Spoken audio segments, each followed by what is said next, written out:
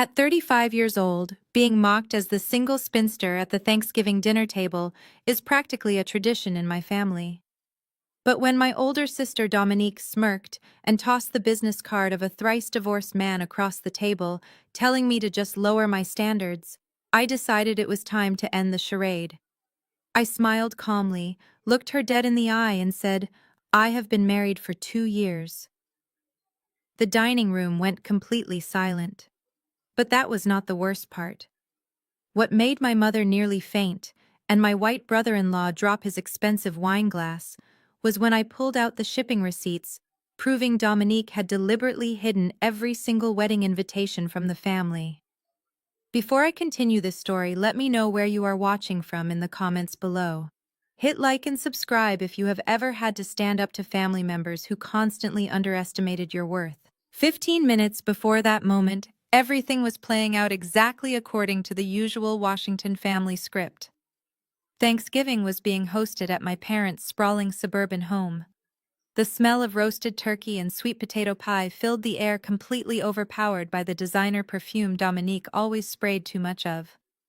I am Gabby, a 35-year-old managing director at a private equity firm.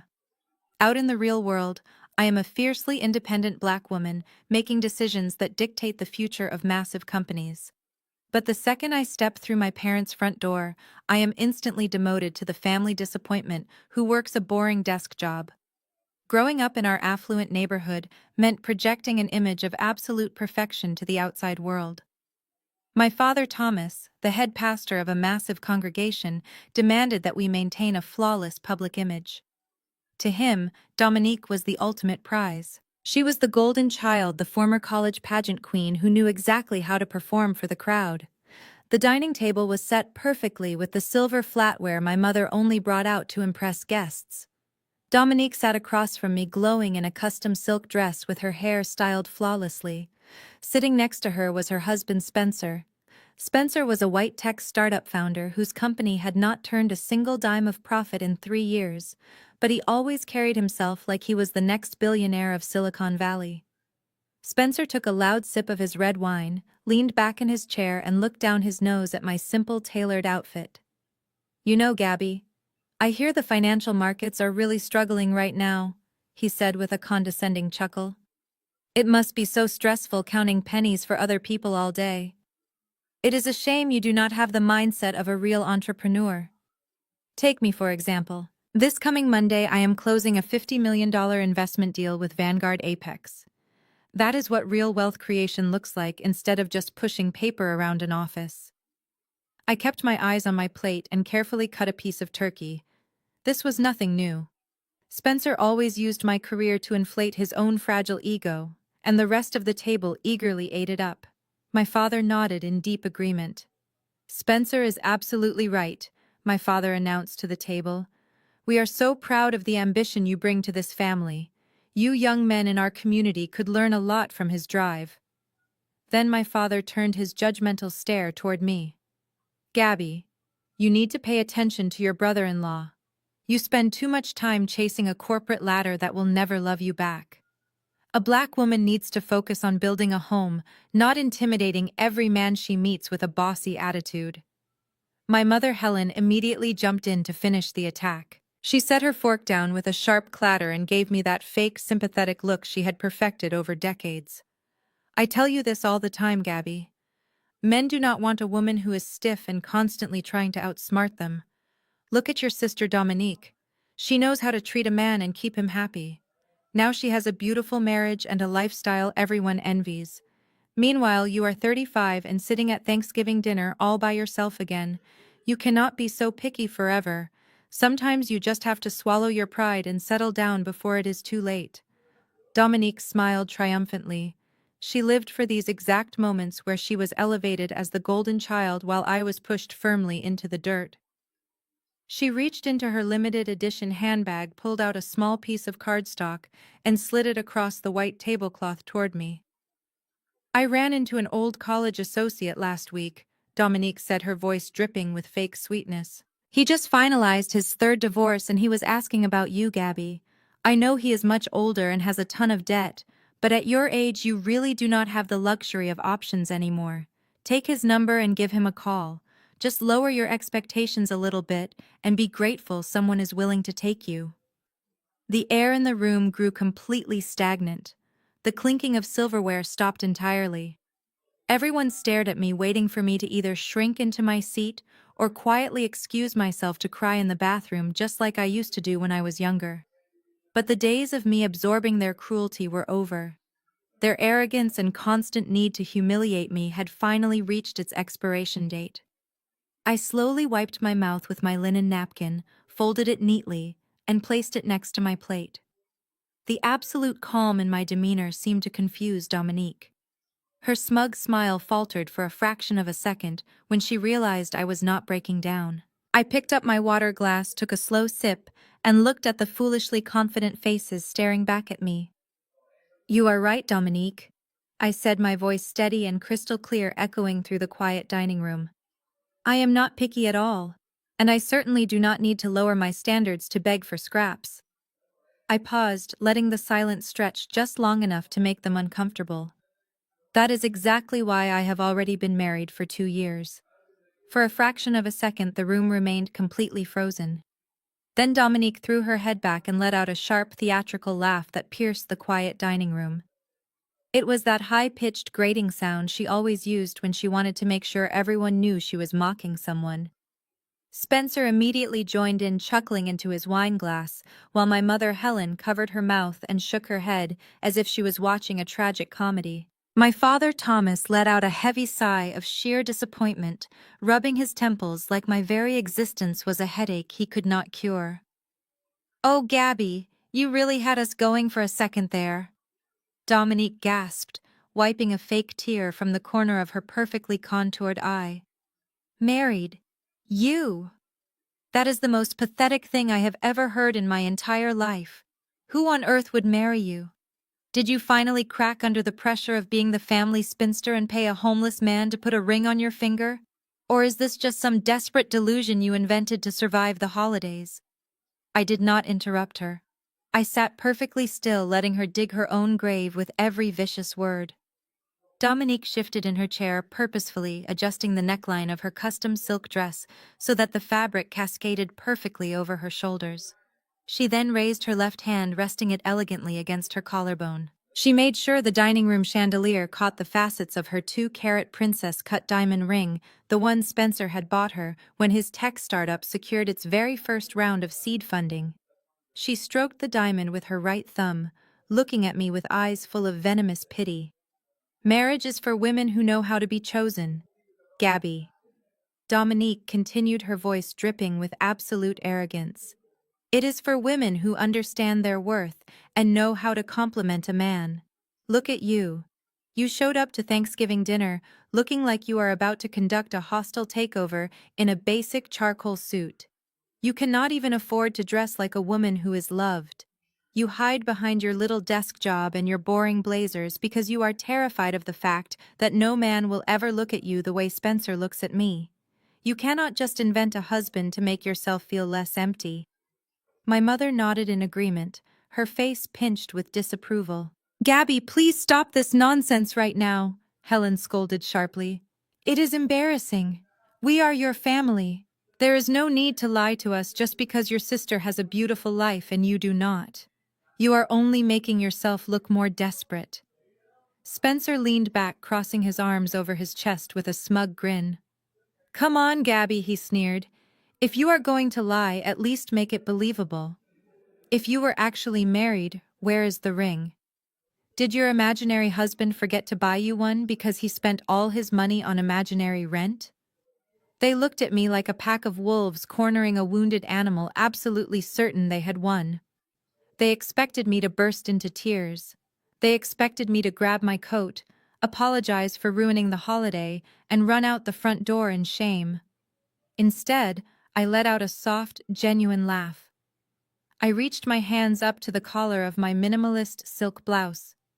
I did not rush.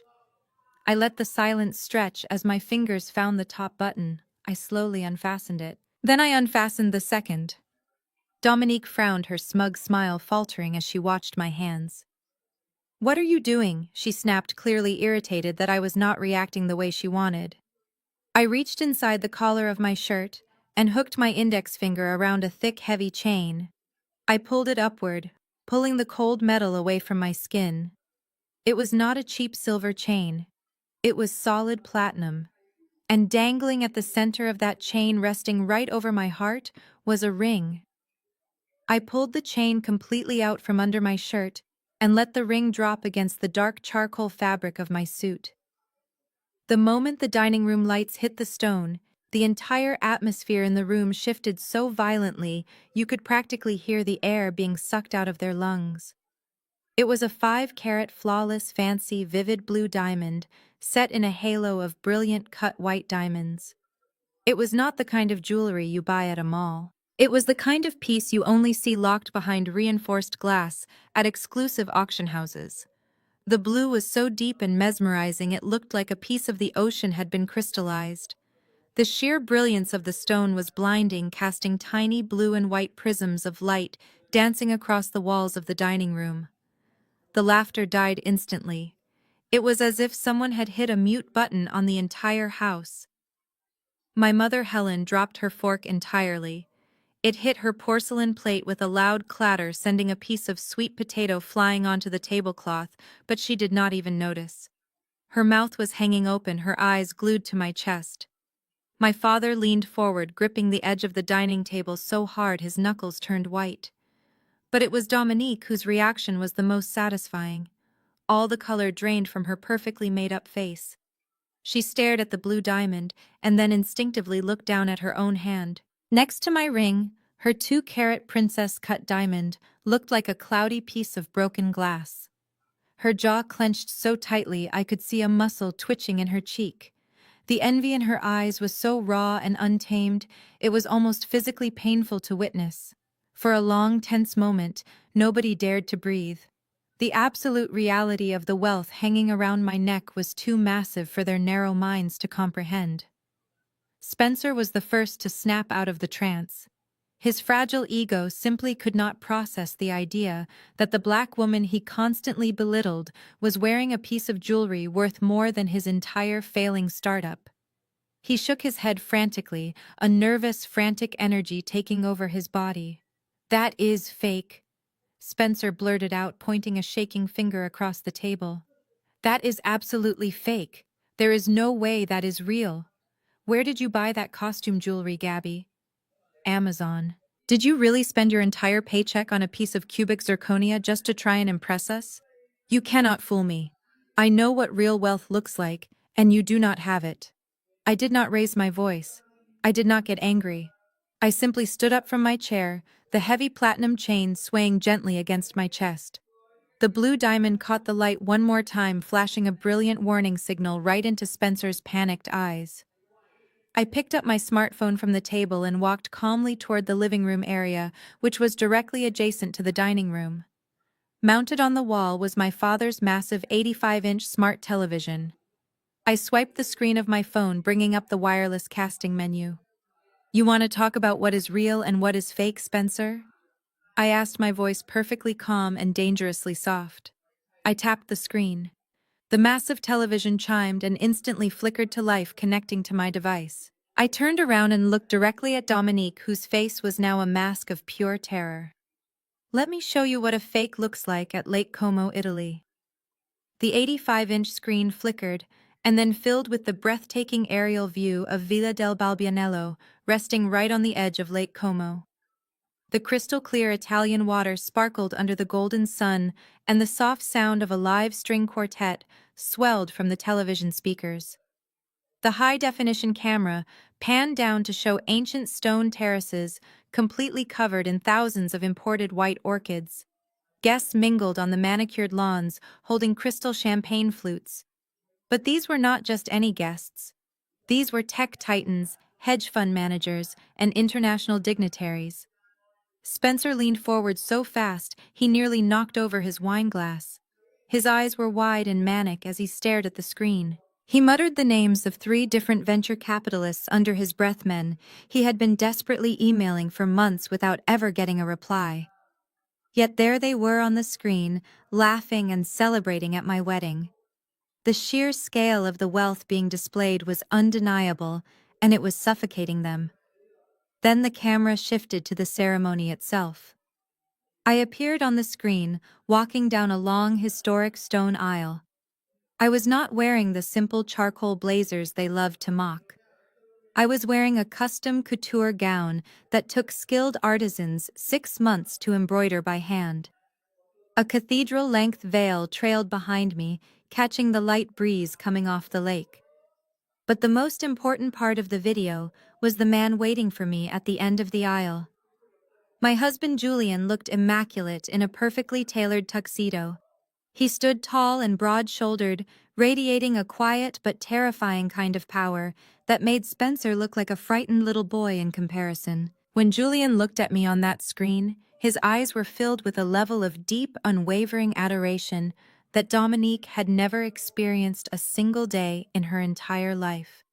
The video captured us exchanging our vows, slipping heavy platinum bands onto each other's fingers, and finally kissing under a massive shower of white rose petals.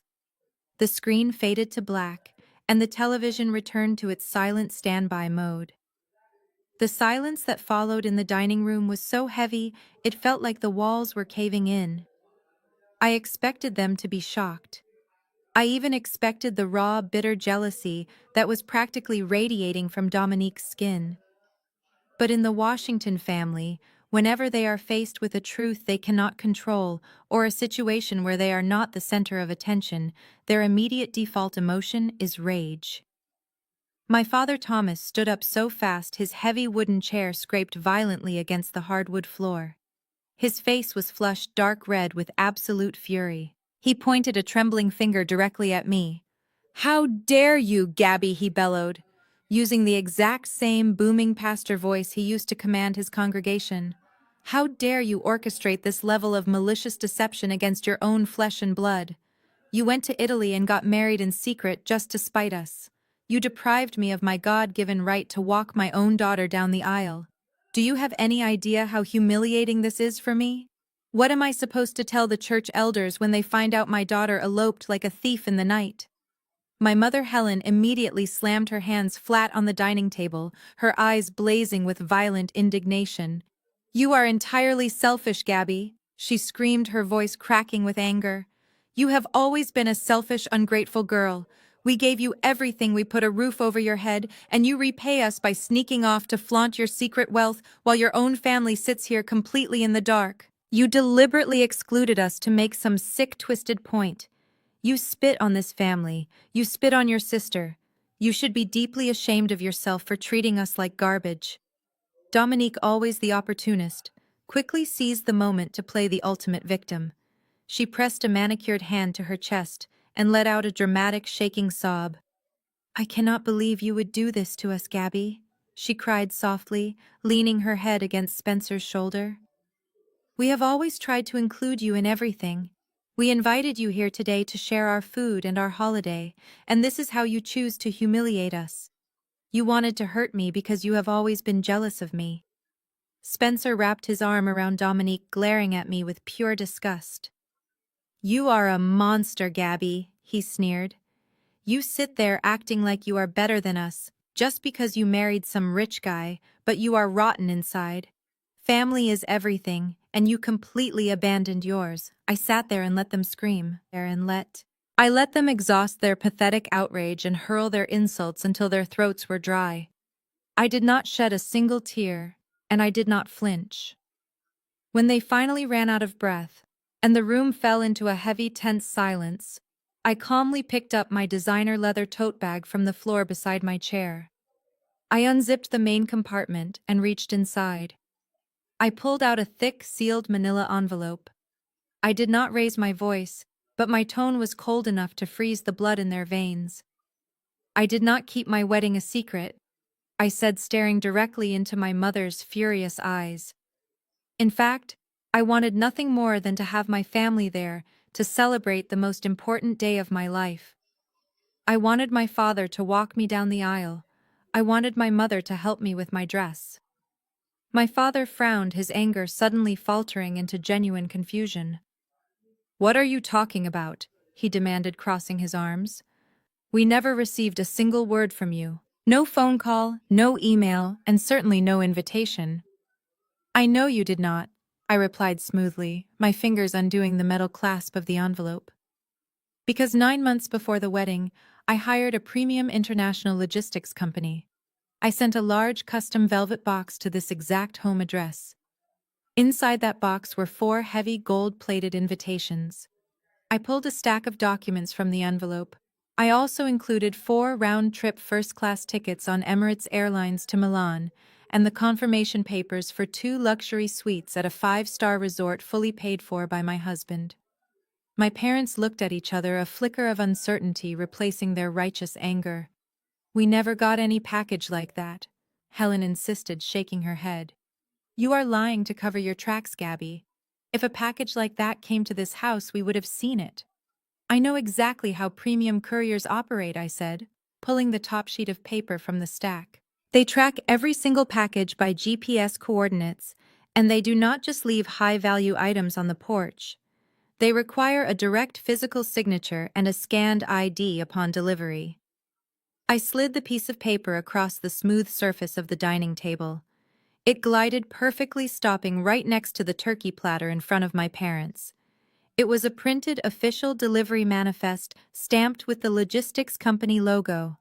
Highlighted in bright yellow marker was the exact date, the exact time of delivery, and a digital copy of the signature of the person who received the package. Helen leaned forward and picked up the paper. She adjusted her glasses and stared at the highlighted section. I watched as her eyes scanned the signature. The color drained from her face so fast she looked like she was going to pass out. She dropped the paper back onto the table as if it had burned her fingers. I looked at Helen and then slowly turned my gaze to my sister. Dominique was suddenly gripping the edge of the table so hard her knuckles were bone white. She was not crying fake tears anymore.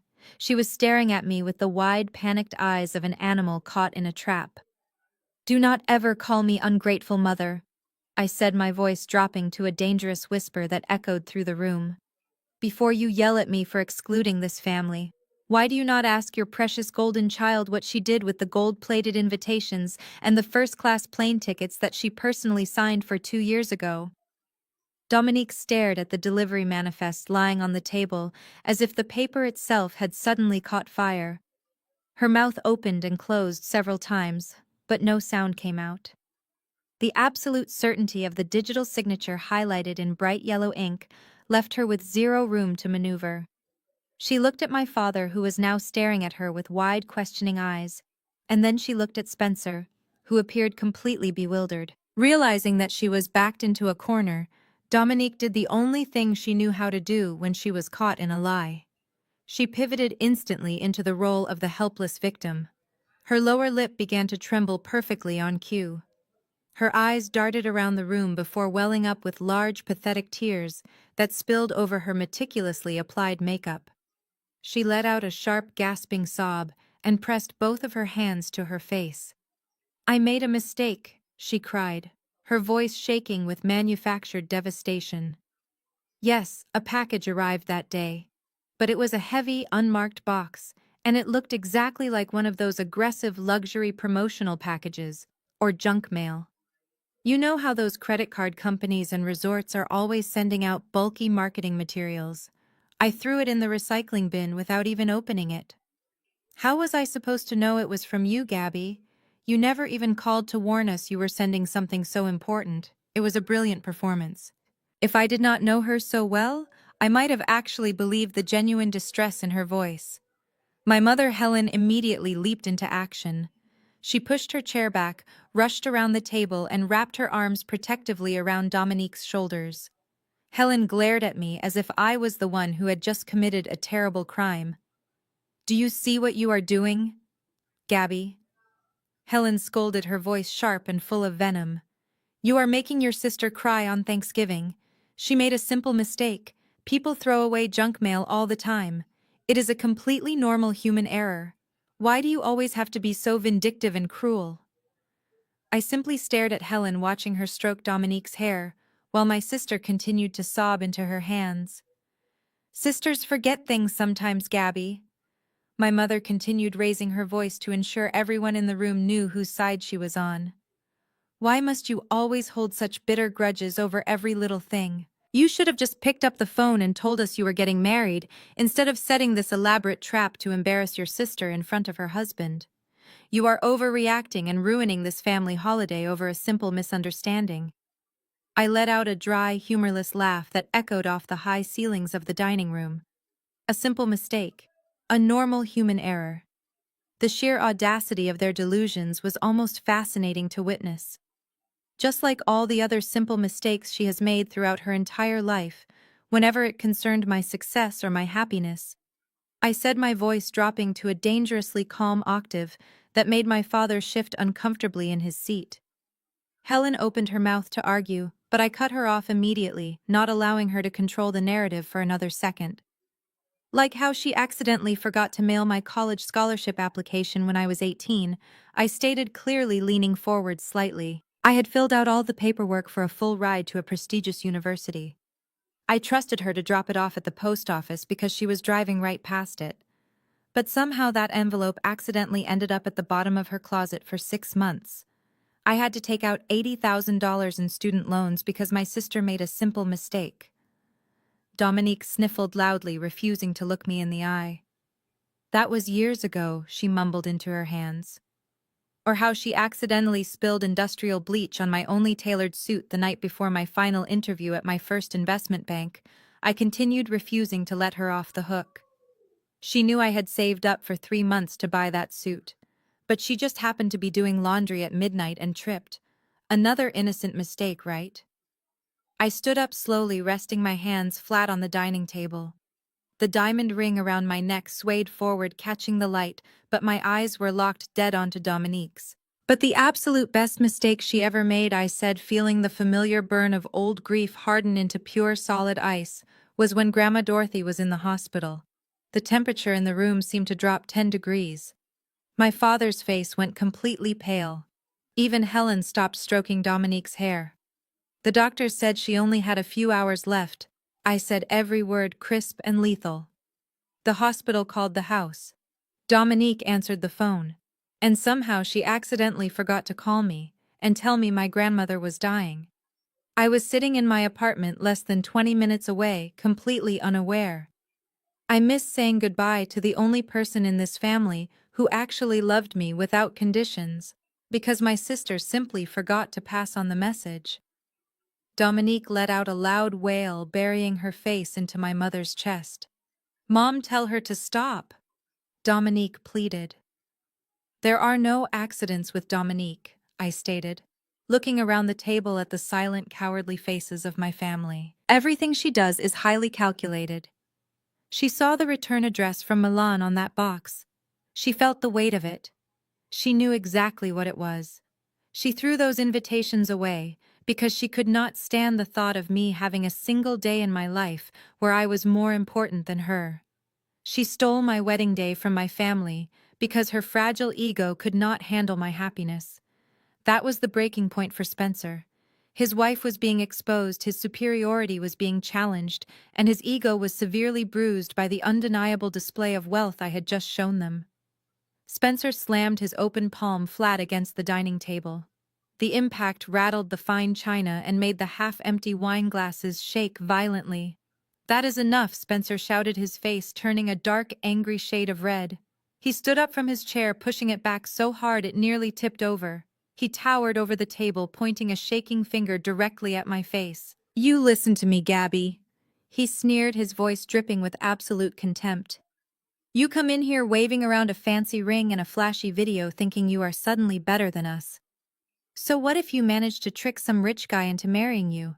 He is probably just some arrogant new money vulture who got lucky in the market playing with other people's cash. That is completely different from my class and my intellect." Spencer puffed out his chest, adjusting the lapels of his expensive blazer. His arrogance was so blind and deeply rooted that he genuinely believed he still held the upper hand. "I actually build things," Spencer bragged aggressively. "I create real value in the tech industry. I am an innovator. Your husband is just a lucky guy with a fat wallet, but I have actual vision." and this Monday morning I am officially closing a $50 million investment from Vanguard Apex. He looked around the table, making sure my parents were absorbing his magnificent declaration. My father nodded eagerly, desperate to latch onto Spencer's success, to distract from the ugly truth I had just exposed. When that deal is signed, my company will change the world. Spencer continued, looking back at me with a triumphant, nasty smirk. At that point, whatever your husband makes will just be pocket change compared to my net worth. I will be sitting at the very top of the food chain. So take your little Italian wedding video and your shiny ring and get out of my sight before I really lose my temper. You are nothing but a bitter, lonely woman hiding behind a man's bank account. Spencer did not stop there. The sound of his own voice seemed to inflate him further. He paced behind his chair, gesturing wildly with his half-empty wine glass. You do not understand the first thing about real power, Gabby. He lectured, his tone dripping with unearned superiority. You manage other people's money, but you do not actually create anything. The people who run this world are the visionaries. Men like the chairman of Vanguard Apex. That is the caliber of man I am doing business with. Spencer looked around the room, making sure my parents were hanging on to his every word. My father nodded enthusiastically, completely captivated by Spencer's delusion. Nobody even knows what the chairman looks like. Spencer continued, his voice filled with a bizarre kind of reverence. He is an absolute ghost in the financial sector. A ruthless, brilliant tactician who buys up failing empires and turns them into solid gold. My lead investor told me the chairman personally reviewed my pitch deck. He personally approved the $50 million capital injection for my company. Do you comprehend what that means, Gabby? It means a billionaire titan of industry looked at my work and recognized my genius. He sees me as a strategic partner. Spencer took a large gulp of his wine, wiping his mouth with the back of his hand. So do not come into this house and try to intimidate me with your secret Italian wedding. Your husband might have made a few good trades, but he is not Vanguard. He does not move markets. By this time next week, I will be untouchable, and you will still be just a bitter little sister trying to buy respect. I sat perfectly still, letting his desperate monologue wash over me. I glanced down at my watch. It was a vintage Cartier, a wedding gift. The hands indicated it was precisely 8 o'clock in the evening. Right on time. The sharp, sudden chime of the front doorbell echoed through the house, instantly cutting Spencer off mid-sentence. The entire room froze. My mother, Helen, frowned heavily, glancing toward the hallway. Who on earth could be ringing the bell at this hour on Thanksgiving, she muttered, wiping her hands on her napkin. We are not expecting anyone else. My father, Thomas, stood up quickly, straightening his tie and buttoning his suit jacket. I will go see who it is. Probably just one of the neighbors complaining about the cars parked on the street. Thomas walked out of the dining room and down the wide hallway toward the front entrance. The rest of the table remained in a tense silence. Dominique was still sniffling quietly, dabbing her eyes with a tissue, while Spencer stood tall, his chest puffed out like a proud rooster who had just won a fight. I simply picked up my water glass and took another calm sip, waiting for the exact moment the atmosphere in the room would permanently shift. We heard the heavy wooden front door click open. Then we heard my father's voice instantly drop its authoritative pastoral tone and adopt a nervous, confused stammer. Oh, hello. Can I help you, sir? Are you lost? Good evening, a deep, resonant voice replied from the foyer. The sound of that voice alone carried so much weight and quiet authority that the air in the dining room instantly felt heavier. I am looking for my wife. I believe she is having dinner here. Heavy, measured footsteps echoed against the hardwood floor of the hallway. My father backed into the dining room looking completely overwhelmed, as if he had just been forced to yield to a moving train. And then he stepped into the light. Julian Hayes walked into my parents' dining room, and the entire house seemed to shrink around him. He was a tall, broad-shouldered black man who carried himself with the effortless, terrifying grace of an apex predator. He was not wearing a simple suit. He was wearing a bespoke midnight blue masterpiece that fit him with mathematical precision. The subtle gleam of a platinum luxury watch rested on his left wrist. He did not look like a man who worked for a living. He looked like a man who owned the buildings where other people worked. In his right hand, he casually held a wooden presentation box. Inside the glass front of the box sat a pristine bottle of 1992 vintage red wine. It was a legendary label, a bottle of wine that cost more than my parents' entire mortgage. It was the exact type of status symbol that a tech founder like Spencer would sell his soul to even look at. Julian did not immediately look at my parents. His dark, piercing eyes scanned the room and instantly locked onto me. A warm, genuine smile broke across his face, entirely softening his intimidating aura. My mother, Helen, was completely speechless. She stared at Julian, taking in the impeccable tailoring, the expensive watch, and the sheer commanding presence of the man standing in her home. Dominique lowered her tissue, her mouth falling open slightly as she took in the sight of my husband. But it was Spencer who provided the most glorious reaction of the night. Spencer had spent the last 6 months obsessively researching Vanguard Apex. He had studied their acquisitions, tracked their market movements, and practically worshipped the ground their executive board walked on. Even if Vanguard's chairman was notoriously private in the media, a desperate founder seeking a $50 million lifeline would have undoubtedly spent hours digging up every rare photograph or piece of footage he could find. Spencer turned toward the doorway, his arrogant smirk still plastered on his face. But the moment his eyes landed on Julian, that smirk vanished completely. All the blood drained from Spencer's face, leaving him a sickly shade of pale gray. His eyes widened to an unnatural size, staring at the man holding the wooden wine box. His jaw went entirely slack. The confident tech innovator who was just bragging about changing the world suddenly looked like he was about to vomit. His fingers went completely numb. The crystal wine glass he had been aggressively gesturing with slipped right out of his hand. It hit the hardwood floor with a sharp, violent crash, shattering into dozens of pieces, and sending dark red wine splattering across my mother's expensive rug. Nobody looked at the broken glass. Everyone was staring at Spencer, whose knees were visibly shaking. He took a stumbling step backward, bumping into his chair. He opened his mouth, but his voice came out as a hollow, breathless rasp. "Mr. Hayes." Spencer choked out his vocal cords, completely failing him. "Sir, why is the chairman of Vanguard here?" The question hung in the stagnant air of the dining room, heavy and suffocating. Spencer stood frozen, staring at my husband, as if a ghost had just walked through the front door. My parents did not know the name Vanguard Apex. They did not understand the intricate power dynamics of private equity or venture capital. But my father Thomas was a man who had spent his entire life reading the room and catering to people of influence. He took one look at Spencer's absolute terror, and then looked back at the flawless tailoring of Julian's suit, the heavy luxury watch on his wrist, and the sheer, unquestionable authority radiating from his posture. Instantly, my parents' entire demeanor shifted. It was a spectacular 180-degree transformation that would have been comical if it were not so deeply pathetic.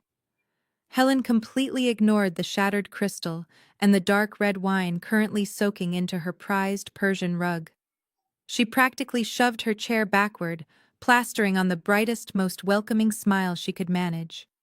She hastily smoothed down the front of her dress and stepped forward, trying to project the image of a sophisticated high society hostess. "Oh my goodness, what a wonderful surprise!" Helen gushed, her voice pitching up an octave into a sickeningly sweet register. "Please do come in. We were just having a lovely family discussion. I am Helen, Gabby's mother. We are so incredibly thrilled to finally meet you. Let me take your coat. Oh, and what a gorgeous bottle of wine you brought. You really should not have." My father was right behind her, hastily buttoning his suit jacket and extending his hand forward with a wide, overly eager grin. "Welcome to our home," Sir Thomas boomed, adopting his most charming pastoral tone. "Any friend of my daughter is a friend of ours. Please come sit down at the table. We have plenty of food left. Let me get you a fresh glass." Julian did not hand his coat to my mother. He did not hand over the vintage wooden wine box, and he certainly did not reach out to shake my father's extended hand. He moved through the room with slow, deliberate steps, completely ignoring their frantic attempts at hospitality. He treated my parents with the exact same level of invisible dismissal they had shown me my entire life. He walked right past Thomas, leaving my father's hand hanging awkwardly in the empty air. He walked right past Helen, whose fake smile began to strain at the edges of her mouth. And then he walked right past Spencer. He did not even grant my brother-in-law a single passing glance. He treated Spencer like an inconvenient piece of furniture blocking his path. Julian walked directly to where I was standing. The formidable, terrifying aura of the billionaire shark melted away the second he looked down at me. He wrapped his free arms securely around my waist, pulling me flush against his chest. I leaned into his warmth, breathing in the familiar scent of cedar and expensive cologne. He lowered his head and pressed a long, tender kiss to my forehead, right in front of the entire stunned room. "Sorry I am late, my love," Julian said, his deep voice softening into something incredibly gentle and intimate. That board meeting dragged on much longer than I anticipated. I tried to wrap it up as fast as I could. Did I miss dinner? Or worse, did anyone try to bully you while I was gone? I rested my hand flat against his chest, feeling the steady, reassuring beat of his heart. I smiled up at him. "Just the usual," I replied softly. "Nothing I could not handle." "I know you can handle anything," Julian murmured, his thumb gently stroking my waist. "But you should never have to handle it alone." I watched over his shoulder as the reality of the situation finally crashed down on the rest of the room. Dominique was staring at the way Julian held me.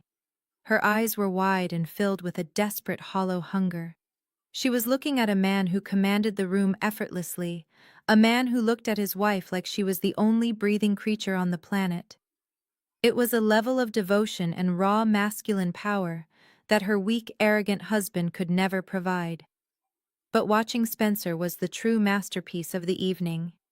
His face had transitioned from a sickly pale gray to a bright, panicked shade of red. He was sweating profusely. Small beads of moisture formed along his hairline, and his chest heaved as he struggled to pull air into his lungs. The arrogant tech innovator, who had just been lecturing me about wealth creation, was currently having a silent mental breakdown right in the middle of the dining room. Spencer was rapidly connecting the dots. The woman he had spent the last 3 years mocking, belittling, and treating like absolute garbage was legally bound to the man holding the keys to his entire future. The $50 million lifeline that his failing company desperately needed was currently resting in the hands of the man whose wife he had just insulted. Thomas looked back and forth between Spencer and Julian, clearly confused by the sheer panic radiating from his son-in-law. "Spencer," my father asked, his voice uncertain. "You know Gabby's husband." Spencer swallowed hard, his Adam's apple bobbing nervously. "Thomas, that is Julian Hayes." Spencer stammered, his voice shaking so badly he could barely form the words. "He is the chairman of Vanguard Apex. He is the lead investor I was just telling you about." The silence that followed was deafening. My parents' eyes widened in sheer disbelief. The wealthy, visionary titan of industry that Spencer had been worshipping all evening was the same man standing in their dining room holding their outcast daughter. The power dynamic in the room flipped so violently that the psychological whiplash was almost visible on their faces. Spencer knew he was drowning.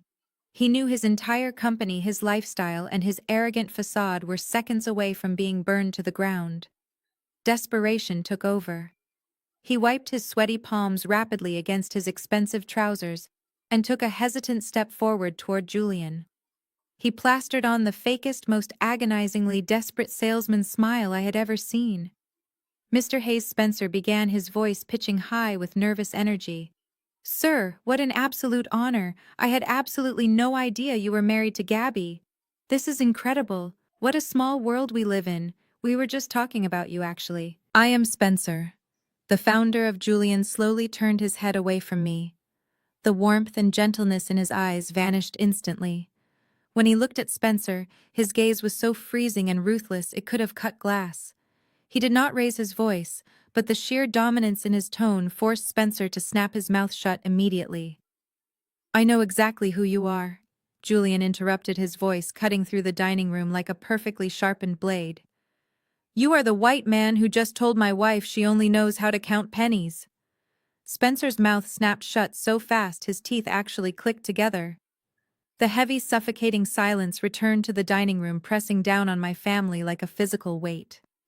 The color that had rushed to Spencer's face drained away once again, leaving him looking like a man standing on the trapdoor of the gallows, waiting for the lever to be pulled.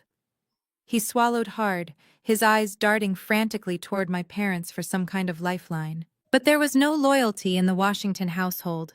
Loyalty was a luxury reserved only for whoever held the most power, and right now, that power was sitting squarely in my husband's bespoke suit.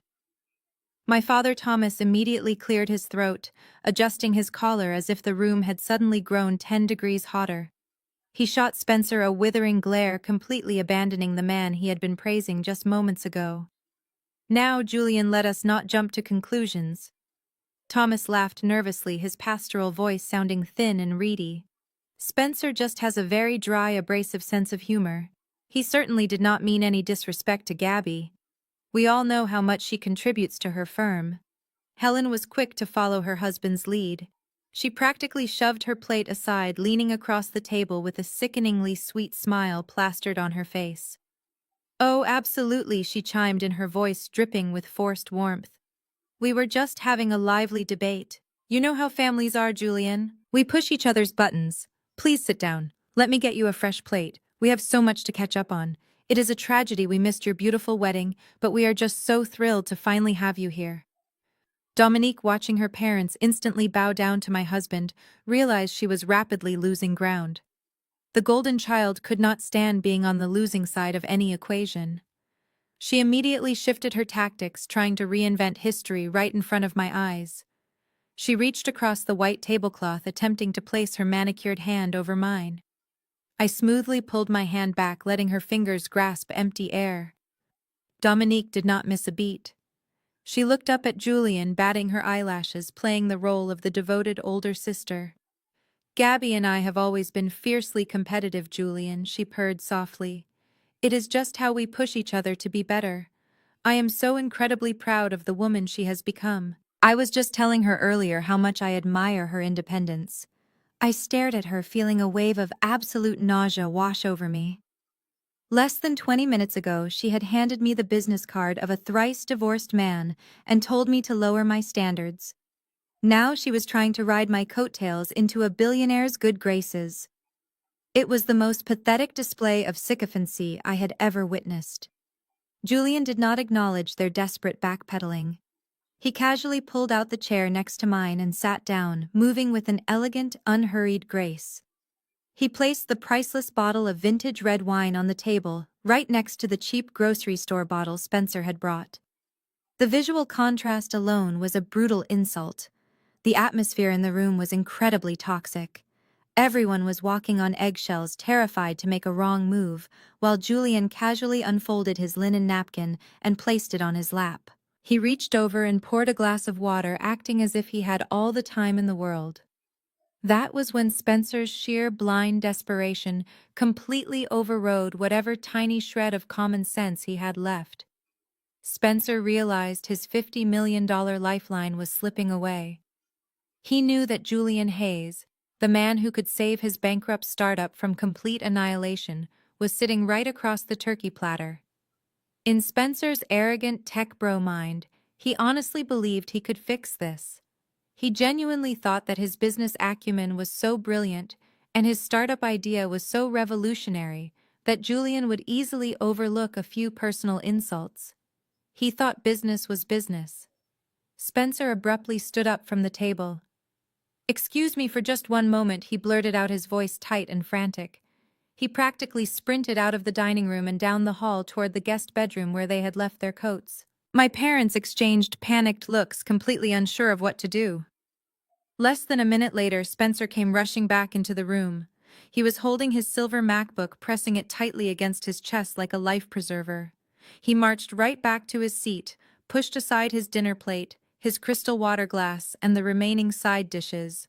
He plopped the laptop right onto the fine linen tablecloth, flipping the screen open with a loud clack.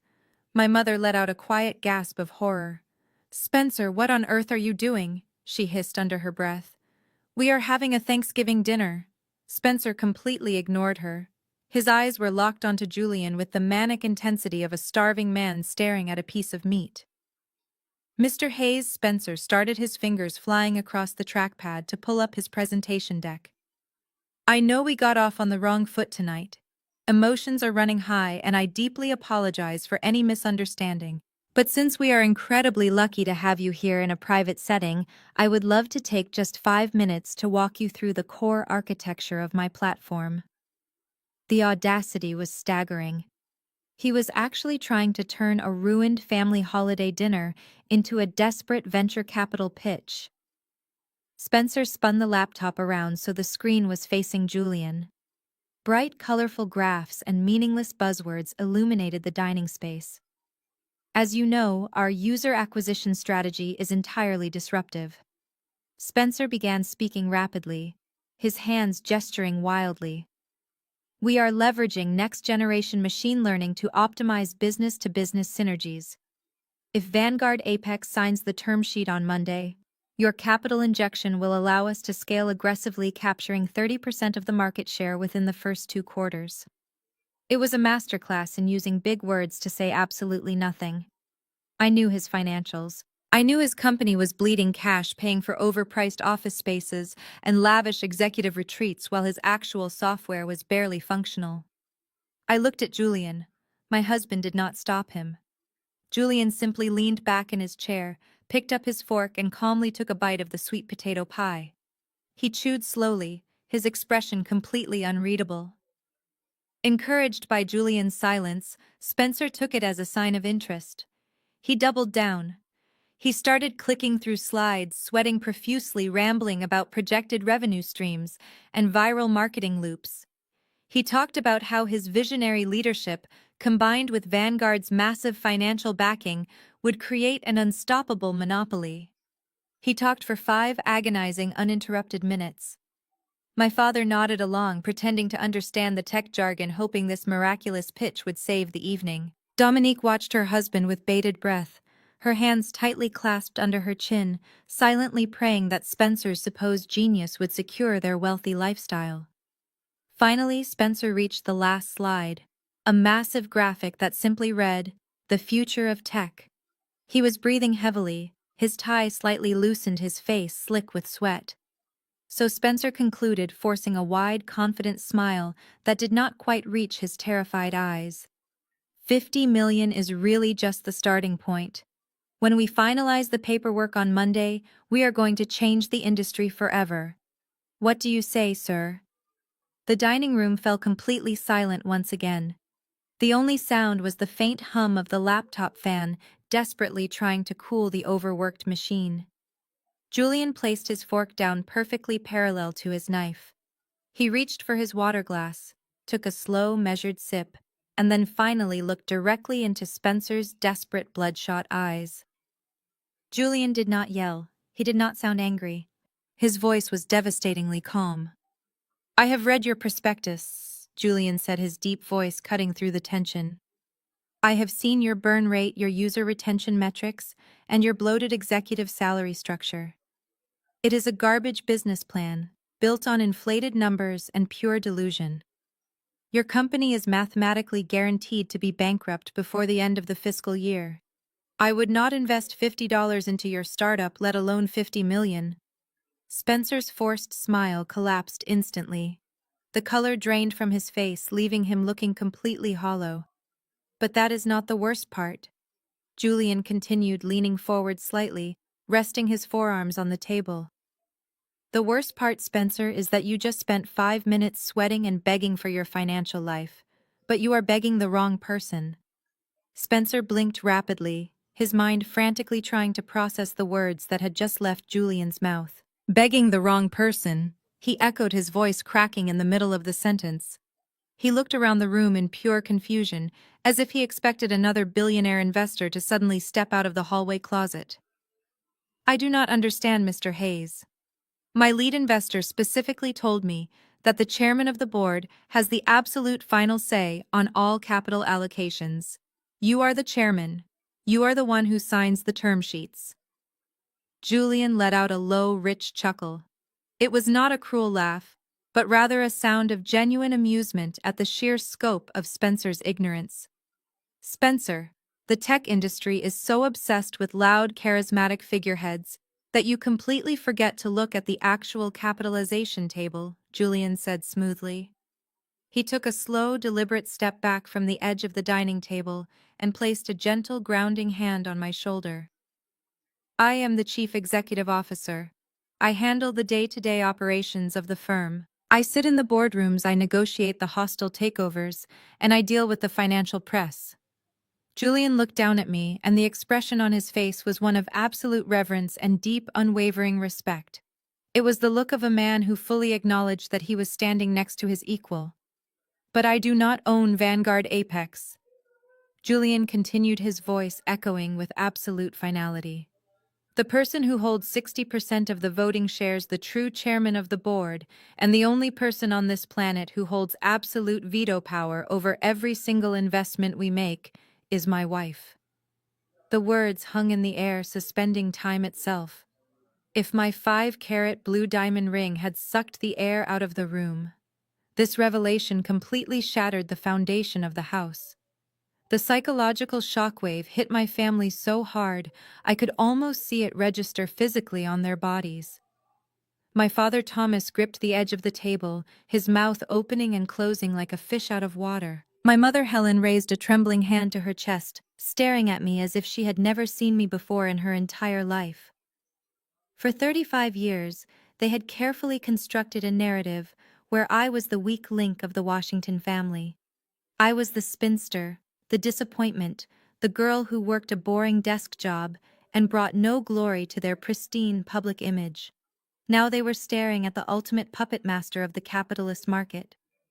Gabby Washington, the woman they had just told to lower her standards and marry a thrice-divorced man with bad credit, was the billionaire architect behind one of the most ruthless private equity firms in the country.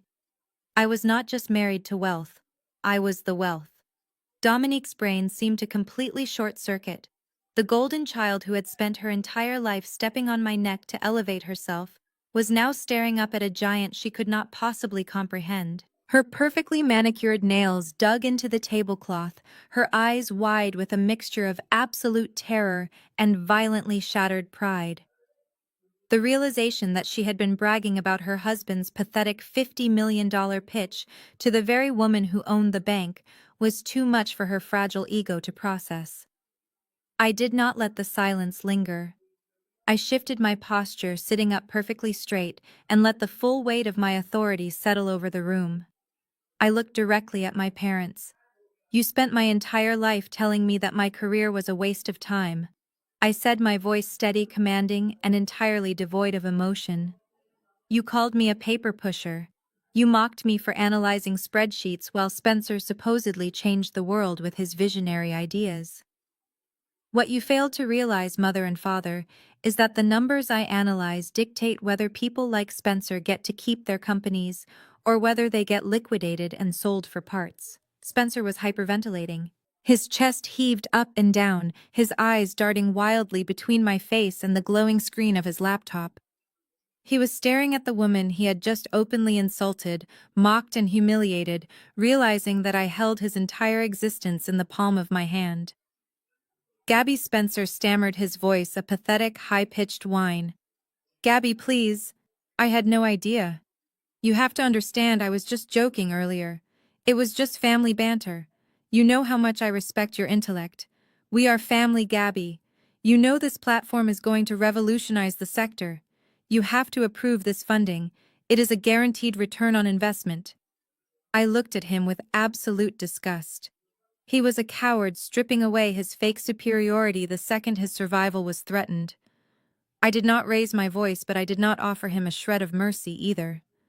I reached down to the floor and picked up my designer leather tote bag one more time. I unzipped the side pocket and pulled out a thick, perfectly bound financial document stamped with the official Vanguard Apex watermark.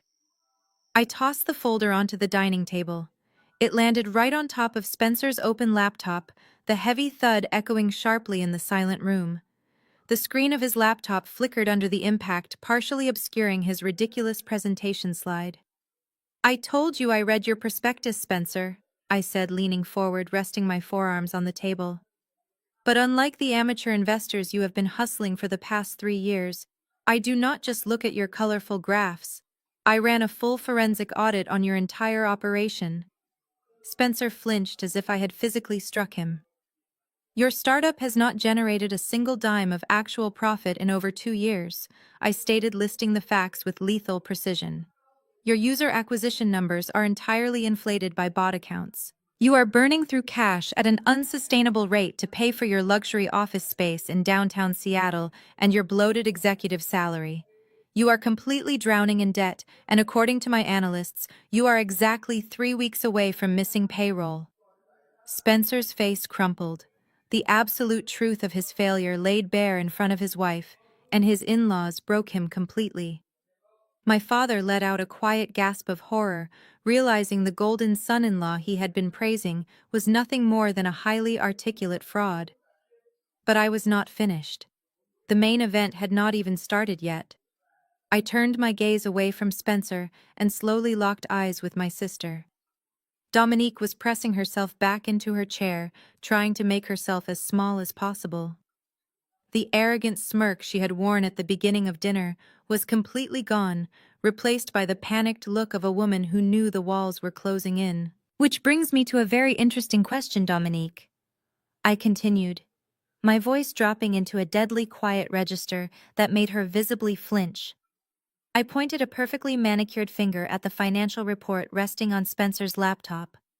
"If your husband's company is completely bankrupt and burning through cash just to keep the lights on, where exactly did the money come from?" I asked, tilting my head slightly. "Because when I walked in here tonight, you made sure to flaunt that brand new custom Porsche parked in the driveway. You are wearing a $5,000 silk dress and carrying a limited edition Hermes bag that costs more than most people's annual rent. So tell me, sister, where exactly did you get the cash to fund your fabulous lifestyle?" Dominique stared at me, her mouth opening and closing, but she could not formulate a single coherent word. The blood had completely drained from her face. She looked at Spencer, hoping he would jump in to defend their honor, but her husband was currently staring at the polished hardwood floor, looking like he wanted the earth to open up and swallow him whole. I did not wait for her to invent another pathetic lie. I opened the financial folder resting on the table and flipped to the second page. I ran my finger down a column of highlighted numbers, making sure my voice carried to every corner of the room. "According to the audit, your startup received an initial seed funding round of $1.2 million 3 years ago," I stated calmly. "But instead of allocating that capital towards software development or hiring capable engineers, Spencer funneled nearly 60% of those funds into an obscure shell company listed under your maiden name, Dominique. And what exactly did that shell company provide? The tax filings listed as executive lifestyle consulting." Spencer's head snapped up, his eyes wide with absolute panic. He tried to reach for the folder, but Julian simply shifted his weight slightly, casting a dark, intimidating shadow over the table that made Spencer freeze instantly. "You used investor money to fund a fraudulent luxury lifestyle." I continued, my voice sharp and relentless. "That custom Porsche outside, the $5,000 silk dress you are wearing right now, the first-class trips to Dubai you boast about on social media, none of it was earned. It was all siphoned from a dying company that has not released a single viable product. You two are not tech innovators. You are high-end scam artists. And my legal team has already confirmed that Spencer met with a bankruptcy attorney last Tuesday to draft Chapter 11 documents, because the walls are finally closing in." That was the breaking point. The illusion of the golden child was being systematically dismantled piece by piece, and Dominique could not handle the exposure. "Shut up!" Dominique shrieked, her voice pitching into a hysterical scream. She slammed her hands onto the table, her face contorted with ugly, desperate rage. You are lying. You are making all of this up just to ruin my life. You are a bitter, jealous liar, Gabby. Mom, tell her to shut up. Make her leave my house. She was pointing a shaking finger at me, completely abandoning her sophisticated high society persona. She looked like a spoiled child throwing a violent tantrum because someone had finally taken away her favorite toy. My mother Helen immediately jumped to the defense of her precious daughter, just as she had done for the past 35 years. Despite the undeniable physical evidence sitting right in front of her, despite the fact that Spencer had practically confessed through his terrified silence, Helen refused to accept reality. Her entire identity was wrapped up in Dominique's perfection, and she was willing to go down with the sinking ship. "Gabby, that is enough!" Helen shouted, her voice trembling with indignation. She stood up, moving to stand protectively behind Dominique's chair. "I will not sit here and listen to you slander your sister and your brother-in-law like this. You think just because you married a wealthy man you can walk into my home and tear this family apart? You are using your husband's power to execute some petty personal vendetta because you have always been envious of the attention Dominique receives." My father Thomas remained seated, staring blankly at the table. He was a man who worshipped status, and he was slowly realizing that the status he had been bragging to his congregation about was entirely fake. But he remained silent, too cowardly to stand up to my mother or face the truth about his favorite daughter. "You are acting like a bully," Gabby Helen continued, pointing a stern finger at me. "Dominique has built a beautiful life, and you are just trying to destroy it out of pure spite. I demand that you apologize to her and Spencer right now." The sheer level of delusion was almost breathtaking.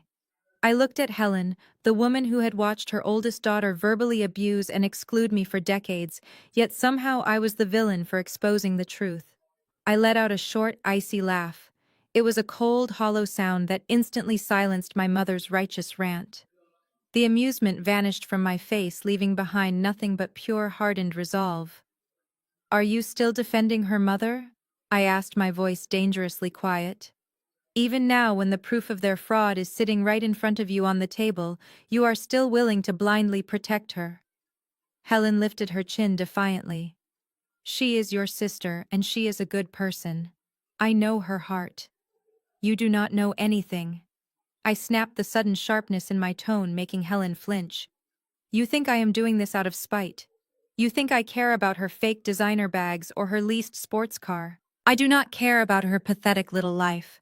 I care about what she did to me." I leaned forward, planting both hands firmly on the table, locking eyes with my mother. "Where do you think she got $500,000 to pump into her husband's dying company 2 years ago, Mother?" I asked, enunciating every single word with lethal precision. "When the seed money ran out and the creditors started calling, where exactly did your golden child get $500,000 in cold hard cash to keep the lights on and keep up the illusion of wealth?" Helen frowned, her defensive posture faltering slightly. "What are you talking about? Spencer has investors." "Spencer is a toxic asset," I corrected sharply. "Nobody in Silicon Valley would give him a dime. They were completely broke 2 years ago, right around the exact same time I was mailing out those gold-plated wedding invitations."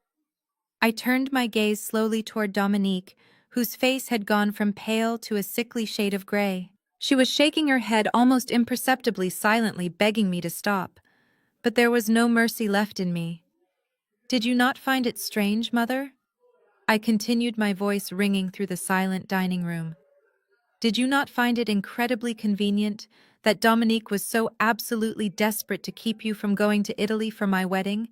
She did not just throw those invitations away because of simple jealousy. She threw them away to keep you locked inside this house. Because if you had gone to Italy, you would have discovered what she did behind your back."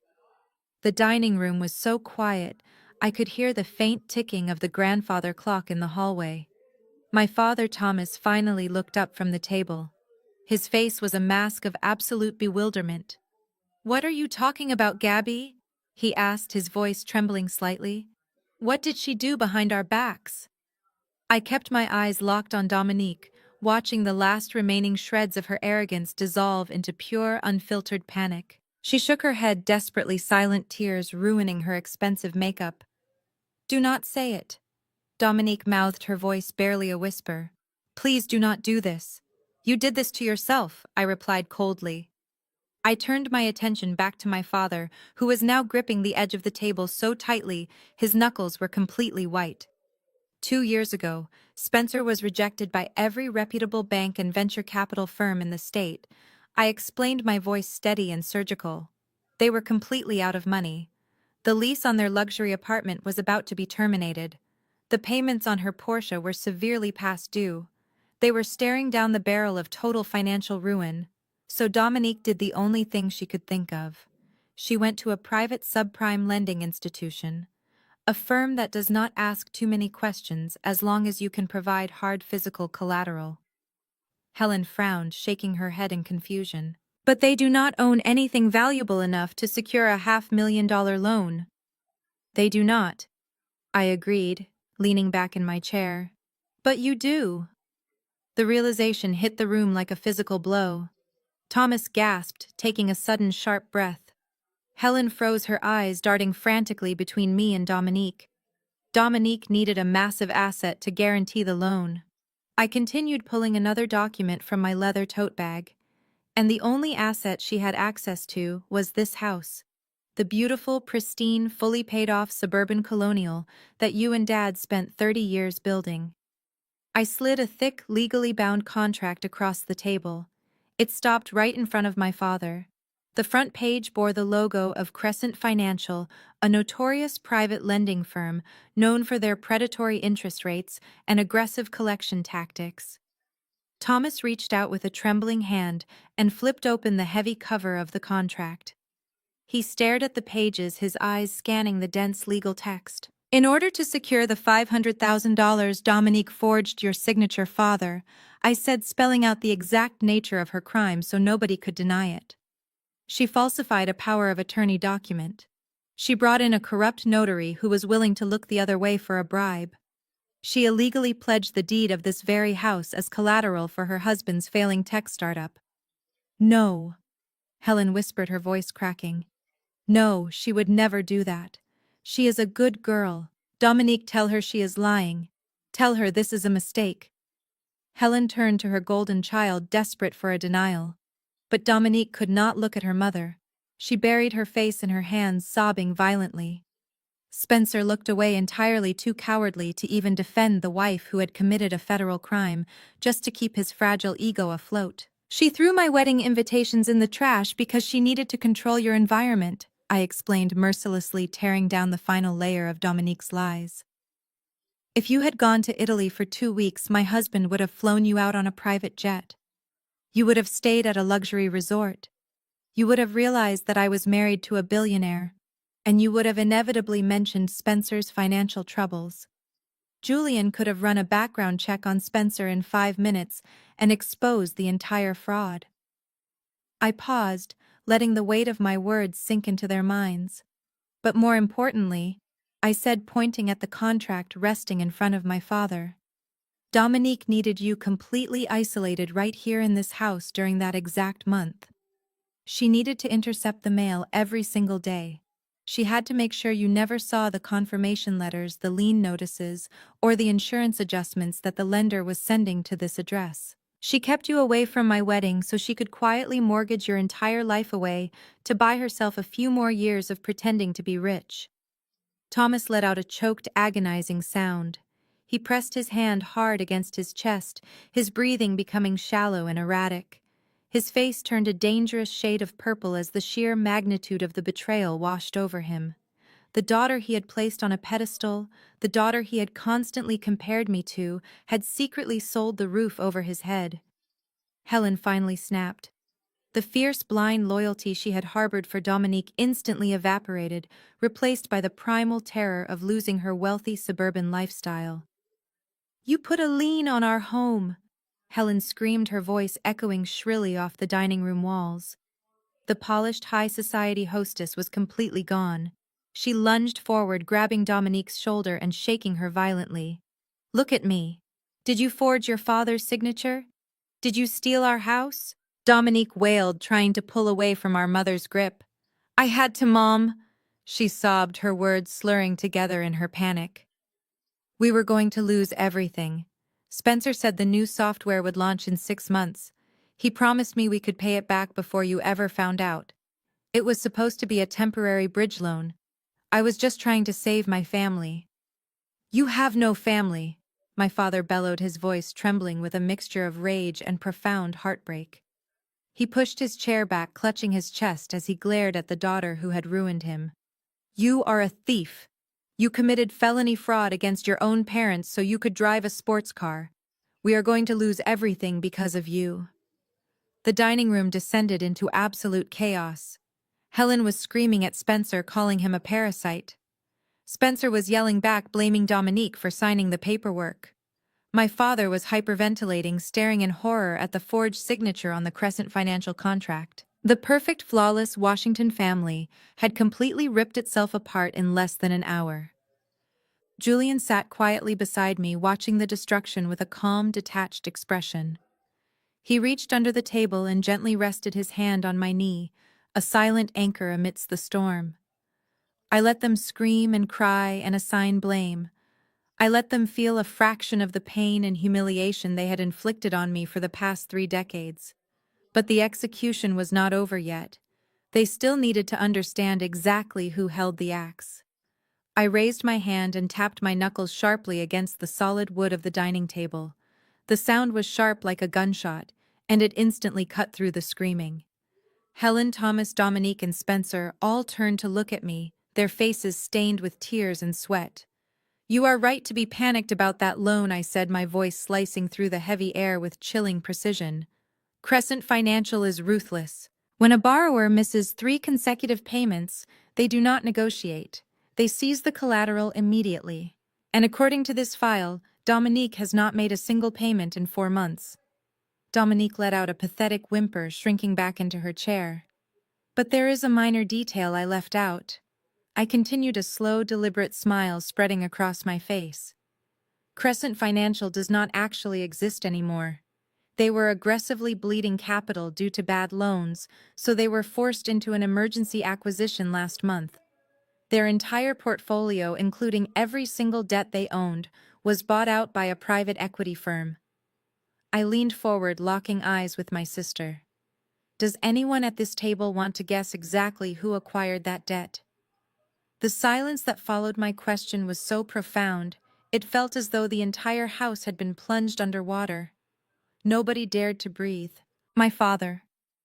Thomas stared at me, his eyes wide and bloodshot, his chest heaving as his brain desperately tried to reject the terrifying reality I had just laid out in front of him. Helen pressed both hands over her mouth, a muffled sound of pure agony escaping her throat. I reached into my leather tote bag for the final time. I pulled out a crisp, heavy piece of legal parchment paper bearing an official state seal and the bold black watermark of Vanguard Apex. It was an assignment of the deed of trust, the ultimate legal document proving the absolute transfer of collateral ownership. I dropped the document perfectly in the center of the dining table, right on top of the forged loan agreement. Vanguard Apex specializes in acquiring distressed debt. I explained, my voice perfectly calm and devoid of any sympathy.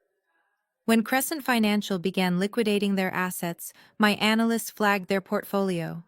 We bought their entire catalog of toxic loans for pennies on the dollar. That acquisition included the $500,000 fraudulent mortgage attached to this exact property. I leaned forward slightly, making sure every single person at the table felt the full, crushing weight of my authority. Since I am the majority shareholder and the chairman of Vanguard Apex, I continued spelling it out for them so there could be absolutely no confusion. That means, as of 3 weeks ago, I am the sole legal creditor of this estate. You are no longer sitting in your home, Thomas. You are sitting under my roof. You are eating your Thanksgiving dinner at my dining table. The psychological collapse of the Washington family was instantaneous and utterly spectacular to witness. The carefully constructed facade of upper-class suburban perfection shattered into a million irreparable pieces right in front of my eyes. My father let out a raw, guttural cry. It was the sound of a proud, arrogant man having his entire legacy ripped away from him in a matter of seconds. He gripped his chest, his face contorted in absolute despair. 30 years he choked out, his voice breaking. 30 years I worked to pay off this house, my sanctuary, my standing in the church, and you stole it from me. You stole my life. He was not looking at me. He was glaring at Dominique with a level of hatred and disgust I had never seen him direct at anyone, let alone his precious golden child. Helen completely lost whatever shred of sanity she had left. The realization that she was going to lose her wealthy lifestyle, her country club status, and her pristine public image turned her into a wild animal. She lunged at Dominique, slapping her daughter hard on the shoulder. "You ruined us!" Helen shrieked, her voice echoing violently through the room. "You selfish, greedy little girl! We gave you everything. We treated you like a queen, and you sold us out so you could buy designer bags. How am I supposed to show my face in this town? Where are we going to live? You have destroyed this family." Dominique cowered, covering her face with her arms, sobbing uncontrollably as her mother continued to scream at her. The woman who had spent her entire life basking in the unconditional adoration of our parents was suddenly the target of their absolute unhinged wrath. But the most vicious reaction came from Spencer. My white tech bro brother-in-law had been standing frozen, staring at the legal documents on the table.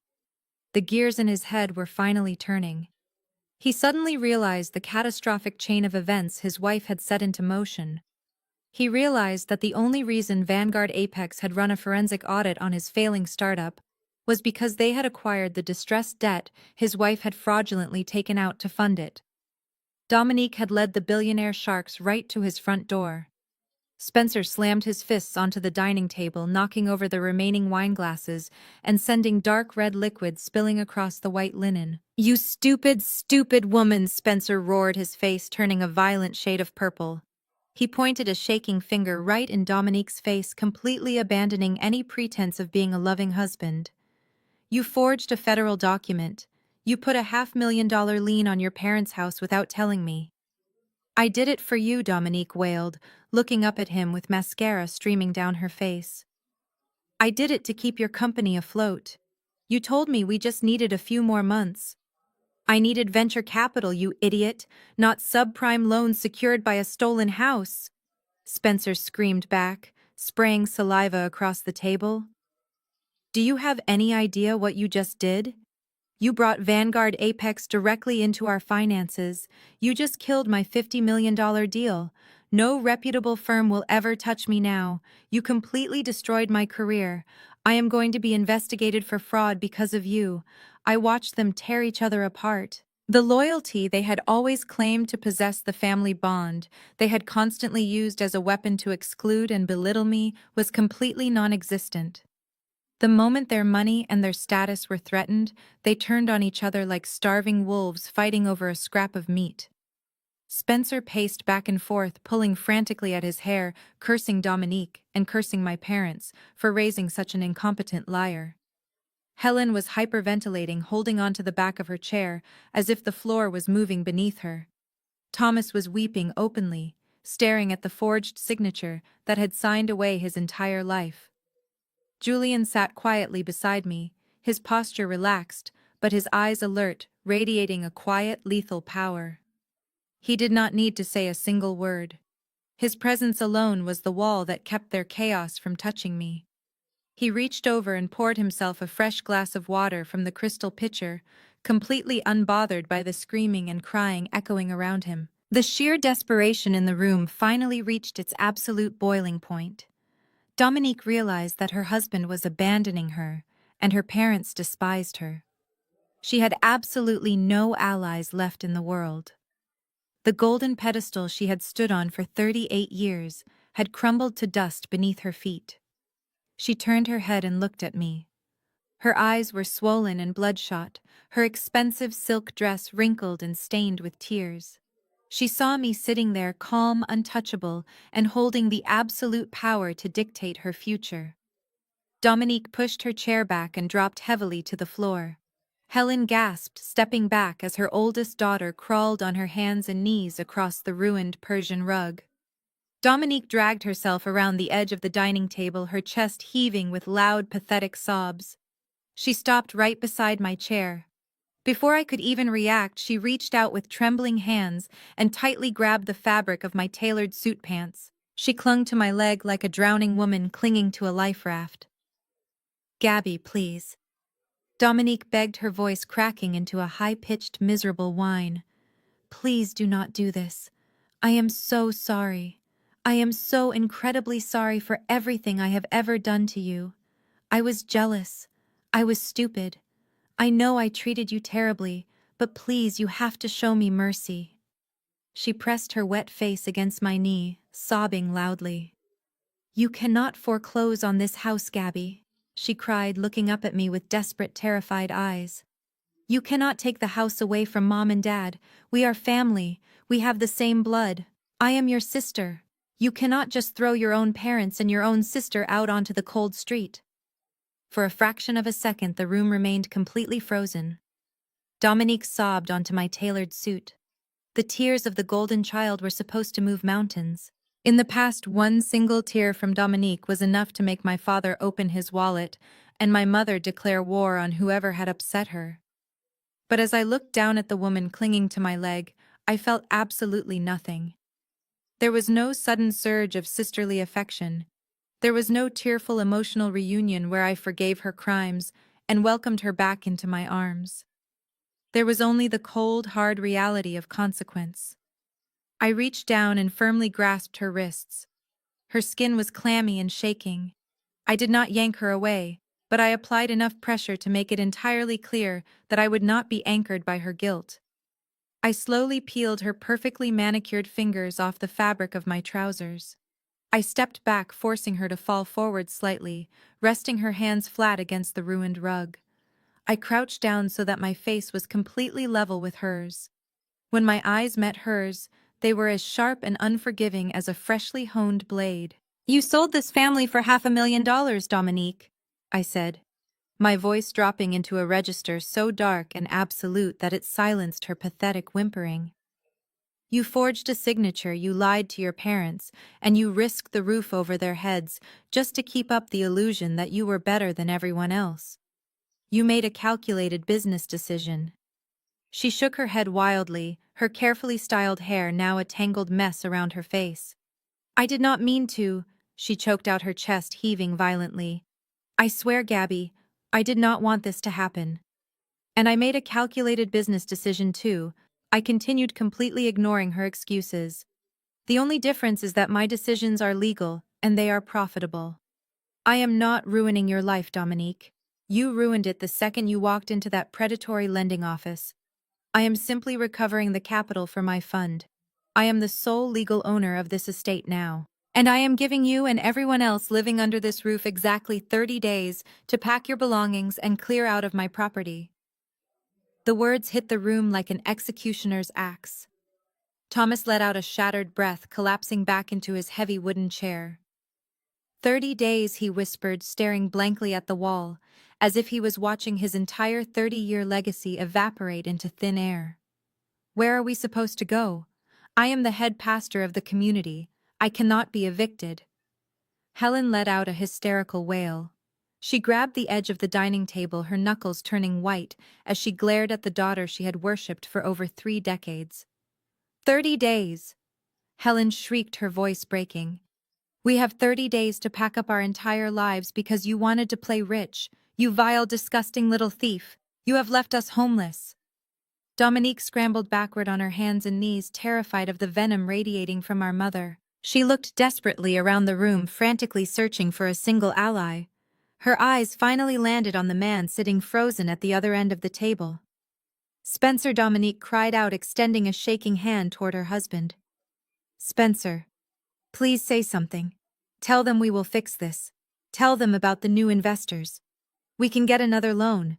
We can hire a lawyer. Please, Spencer, help me." For a long, agonizing moment, Spencer just stared at her. His face was completely devoid of any warmth or affection. The tech innovator, the arrogant visionary who had spent the entire evening lecturing me about his superior intellect, was rapidly doing the math in his head. He realized that the $500,000 debt was taken out under Dominique's maiden name, using her parents' house as collateral. The criminal forgery was her doing. The liability was entirely hers. If he stayed married to her, he would be dragged down into a federal fraud investigation and absolute financial ruin. Spencer slowly stood up from his chair.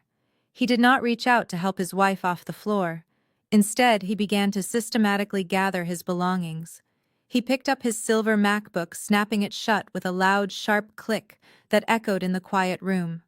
He tucked it under his arm and adjusted the lapels of his expensive blazer, trying to regain some semblance of his arrogant posture. Spencer Dominique whispered, her voice trembling with rising panic as she watched him button his jacket. "What are you doing?" "I am leaving," Spencer said, his voice completely hollow and devoid of any emotion. Dominique blinked her mind, refusing to process the words. "Leaving? What do you mean leaving? You cannot leave. We have to figure this out together. I did this for you. I forged those documents to save your company." Spencer scoffed, a harsh, ugly sound that perfectly captured his absolute cowardice. "You did this to yourself," he sneered, looking down at her with pure disgust. "I never told you to forge a signature. I never told you to steal a house. You committed a felony, Dominique. You are a criminal. Do you honestly think I am going to let you drag me down with you? I have a reputation to maintain in the tech industry. I cannot be associated with a convicted fraudster." The sheer hypocrisy was staggering.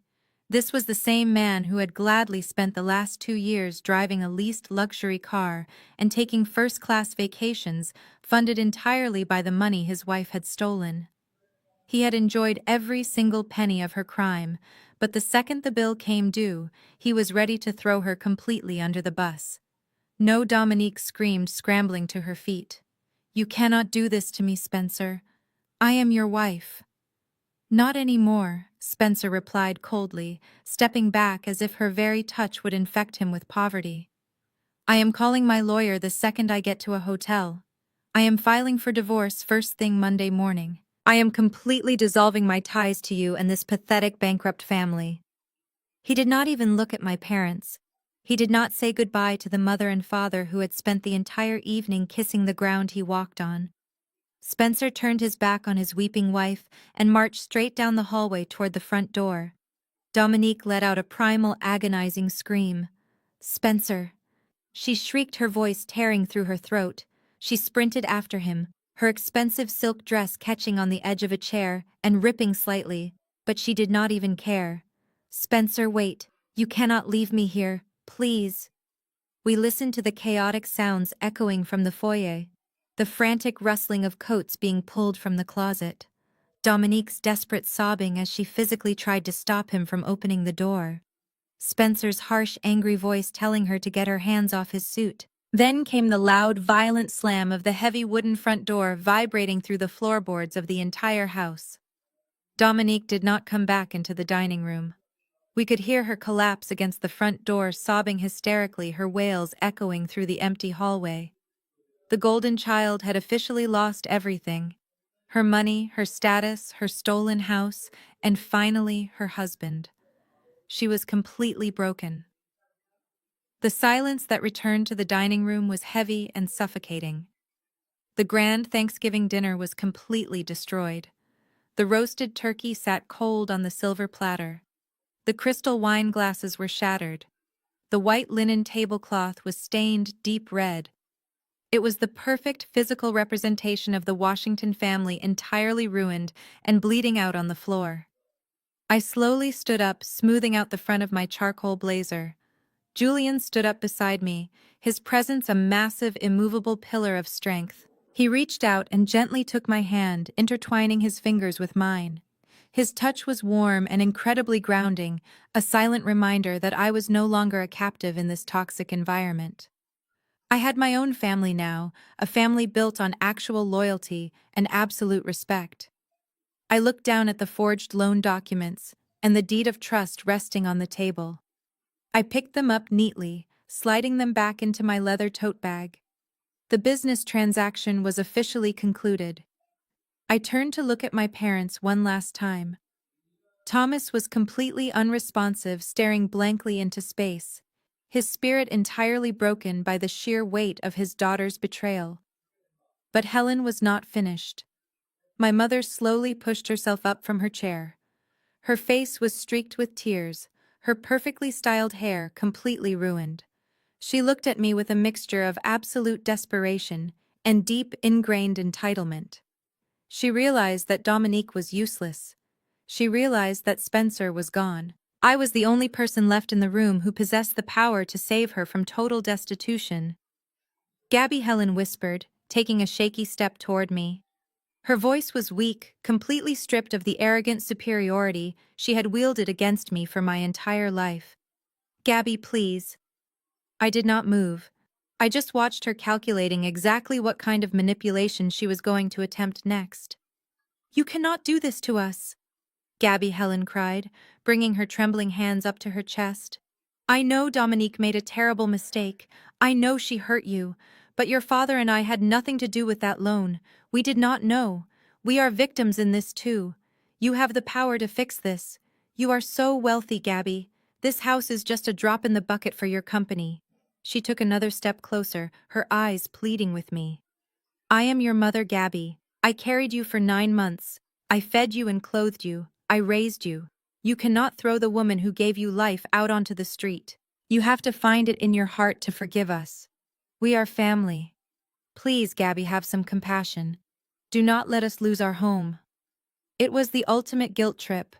The final desperate play of a toxic parent demanding a return on their basic biological investment. She was demanding grace from the daughter she had never once protected. I let out a slow, deep breath. The anger and the bitterness that had lived inside my chest for 35 years completely evaporated. I did not feel angry anymore. I just felt incredibly free. I looked at Helen, my expression completely unreadable. I am not throwing you out onto the street, Mother, I said, my voice perfectly calm. I am giving you 30 days to find an apartment that fits your new financial reality. I suggest you start looking immediately, because my legal team will not grant you a single day of extension. Helen let out a choked sob, shaking her head frantically. Gabby, please, how can you be so cold? How can you just turn your back on your own mother? I picked up my tote bag and slung it over my shoulder. I looked her dead in the eye, completely unmoved by her tears. You spent my entire life sitting at this exact table telling me that I was not good enough. I said my words precise and lethal. You watched your favorite daughter mock me, exclude me and sabotage me, and you always took her side. Just an hour ago you sat right there and told me I was too rigid. You told me I needed to swallow my pride. You told me to lower my standards. I turned my back on her, wrapping my arm around Julian's waist. Well, Mother, I said, looking over my shoulder one last time. Now do you understand exactly where my standards lie? Helen stood frozen, her mouth hanging open as the weight of my final words crashed down upon her. The daughter she had spent decades training to accept the bare minimum had just evicted her with a single breath. I did not wait for her to formulate another pathetic excuse. I turned my back on her completely and walked alongside my husband toward the grand foyer. We did not rush. There was no need to run away from a battlefield where we had already secured absolute victory. Behind us, the dining room erupted into a symphony of absolute destruction. With me no longer available to serve as their emotional punching bag, my family was forced to turn their toxic crosshairs onto each other. Helen let out a sound that was half scream and half sob.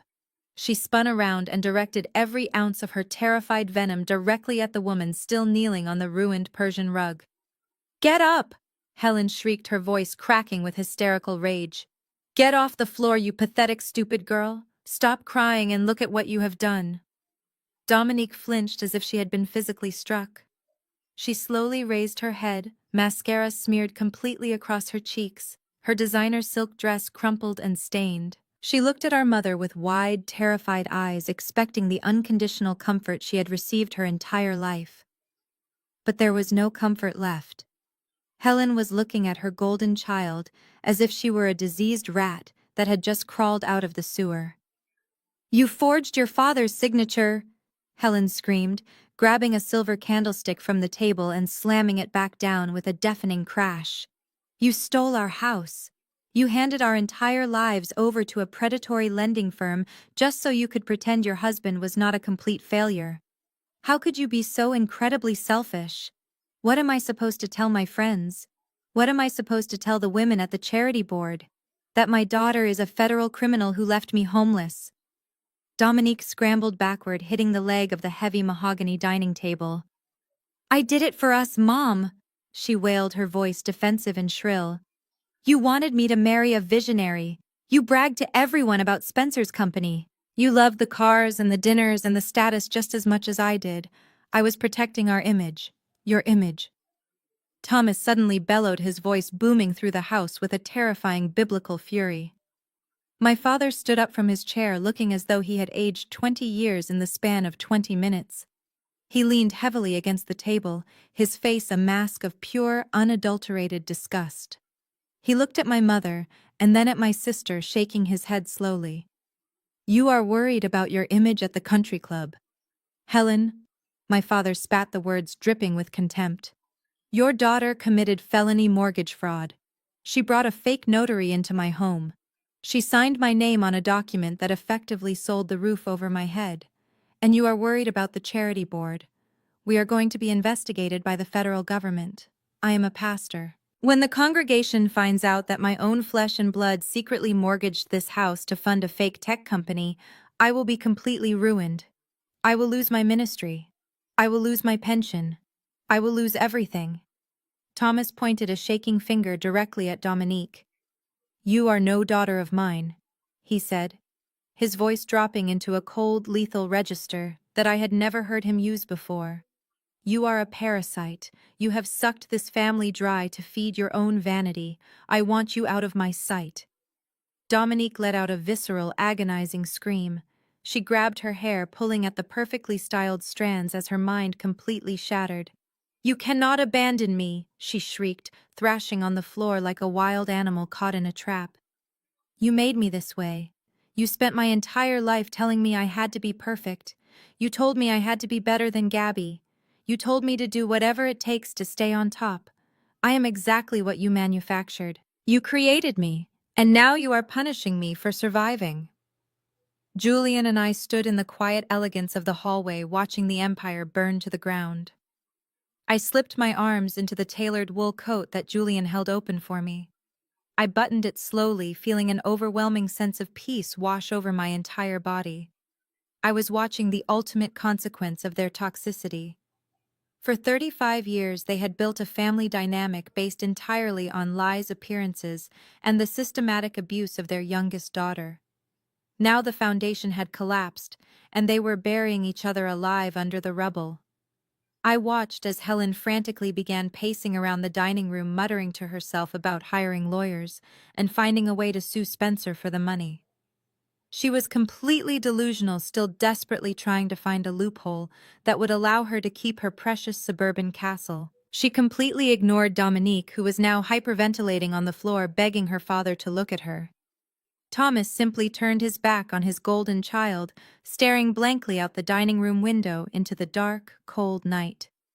Julian reached into the inner pocket of his bespoke suit jacket and pulled out his sleek black smartphone. He looked down at the screen, his expression completely detached and strictly professional. "Spencer thinks he can just walk away from this," Julian murmured, his deep voice rumbling quietly in the hallway. "He thinks sacrificing his wife and filing for divorce will somehow absolve him of the financial crimes he directly benefited from. He thinks he can run back to Silicon Valley and pitch his garbage software to someone else." Julian tapped the screen a few times, bringing up a highly secure messaging application used only by his executive board and top-tier industry contacts. "What are you doing?" I asked, looking up at him with a faint smile, knowing exactly how ruthless my husband could be when someone threatened our peace. I am making sure the tech industry knows exactly what kind of innovator Spencer truly is, Julian replied, his thumbs moving rapidly across the digital keyboard. I am sending a direct advisory to every major venture capital firm, angel investor, and private equity group in my network. I am forwarding the forensic audit of his company along with the proof that his initial seed funding was secured through fraudulent subprime loans. Julian paused, his dark eyes flashing with cold, brilliant calculation. I am flagging him as a high-risk fraudulent liability, Julian continued. By the time Spencer wakes up tomorrow morning, his professional life will be entirely over. He will be completely blacklisted from the financial sector. The bank will freeze his corporate accounts pending a federal investigation. He will not be able to raise a single dollar to open a lemonade stand, let alone a software company. He wanted to play in the big leagues, and now he is going to learn exactly how the big leagues deal with scammers. Julian locked his phone and slipped it back into his pocket. He looked down at me, his eyes filled with that fierce, unwavering devotion that made my heart race every single time. Nobody insults my wife and gets to keep their career, he said simply. I leaned up and pressed a soft, lingering kiss to his jawline. Thank you, I whispered. We turned our attention back to the heavy front door. Behind us, the screaming in the dining room escalated to a fever pitch. Helen was now physically throwing the expensive silver flatware into the kitchen sink, the loud metallic clatter echoing violently through the house. Thomas was shouting over the noise, threatening to call the police on his own daughter if she did not stop crying. Dominique remained on the floor, completely abandoned by the husband she had committed a felony to support, and entirely rejected by the parents she had worked so hard to impress. It was a tragedy of their own design. They had spent decades watering the seeds of arrogance, jealousy, and greed. Now the harvest had finally arrived, and the fruit was entirely rotten. I reached out and grasped the cool brass handle of the front door. I did not feel an ounce of guilt. I did not feel any lingering obligation to turn around and save them from the consequences of their own actions. They were drowning in an ocean of their own making, and I refused to be their life preserver any longer. I pulled the door open, letting the crisp, freezing November air rush into the stifling, toxic atmosphere of the house. The cold wind felt incredible against my skin. It felt like absolute, unadulterated freedom. The heavy wooden door clicked shut behind us, severing the final tie to the toxic ecosystem I had been forced to call home for 35 years. The freezing November air whipped across the driveway, instantly cooling the lingering heat of anger that had built up inside the dining room. I took a deep breath, letting the crisp night air fill my lungs. It tasted like absolute victory. Julian kept his arm wrapped securely around my waist, guiding me down the front steps and across the manicured lawn. Waiting for us at the curb was our chauffeured black Maybach, its sleek, polished exterior gleaming under the amber glow of the streetlights. Our driver immediately stepped out, opening the rear door for us with a respectful nod. We climbed into the spacious cabin, sinking into the heated leather seats. The heavy doors closed, shutting out the cold wind and enveloping us in a world of absolute serene quiet. There was no screaming here. There was no frantic scrambling for status, no desperate manipulation, and no fake apologies. As the car smoothly pulled away from the curb, I looked out the tinted window and watched the sprawling colonial house shrink into the distance. I did not feel a single ounce of regret. I knew exactly what was coming for them, and they had earned every single bit of it. The true magnitude of the devastation did not fully materialize until Monday morning. Spencer had spent his entire weekend living in a state of arrogant delusion. After abandoning his weeping wife on Thanksgiving night, he had checked himself into a luxury hotel downtown, putting the room charge on a credit card that was already dangerously close to its limit. In his mind, he was the victim of a crazy family. He truly believed that by aggressively cutting ties with Dominique, he could salvage his reputation. He thought he could walk into his rented office space in Seattle, fire off a few charismatic emails, and secure a new line of funding from a different venture capital firm. He completely underestimated the terrifying reach of the man he had insulted. At exactly 8 o'clock on Monday morning, Spencer walked into the lobby of his tech startup. He was carrying his silver laptop and holding a $5 artisanal coffee, trying to project the image of an unfazed visionary leader. But before he could even reach the elevators, his smartphone began to vibrate frantically in his pocket. It was a call from his lead investor, the same man who had originally brokered the introduction to Vanguard Apex. Spencer answered the phone expecting a strategy session. Instead, he was met with the financial equivalent of a firing squad. Julian had not made empty threats in the hallway. The advisory he sent out on Thanksgiving night had spread through the elite financial networks of Silicon Valley like a highly contagious virus. When a billionaire titan like Julian Hayes personally blacklists a startup founder, the entire industry falls in line without asking a single question. The lead investor did not even let Spencer say hello. He immediately informed Spencer that he was pulling all of his existing capital out of the company effective immediately. He cited a catastrophic breach of trust and explicitly mentioned the forensic audit exposing the fraudulent subprime mortgage funds. Spencer stood frozen in the middle of the lobby, his coffee growing cold in his hand. He tried to argue, he tried to blame Dominique, he tried to use all the empty tech buzzwords he usually relied on to dazzle his audience. But the investor simply hung up the phone. Over the next 2 hours, Spencer's entire artificial empire collapsed completely. When he finally made it up to his floor, he found 2 corporate lawyers waiting for him in the glass conference room. The bank had received word of the impending federal fraud investigation regarding the Crescent Financial loan. Because those stolen funds had been directly deposited into his corporate accounts, the bank officially froze every single asset tied to his startup. He could not access his operating budget, he could not pay his vendors, and most importantly, he could not make payroll for his 30 employees. By noon, the news had leaked to the entire office. His engineers and marketing team realized they were working for a bankrupt scam artist who was actively being investigated for money laundering. They packed up their desks and walked out, leaving Spencer completely alone in a massive, overpriced office space he could no longer afford. Spencer desperately tried to call my cell phone. He left 6 rambling voicemails begging me to talk to Julian, begging for a second chance, crying about how he was going to lose everything. I did not listen to a single one. I simply forwarded the audio files to my legal team to add to the growing pile of evidence against him.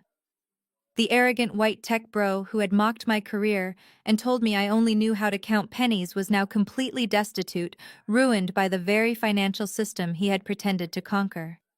While Spencer was experiencing his catastrophic downfall, my parents were facing a completely different kind of public execution.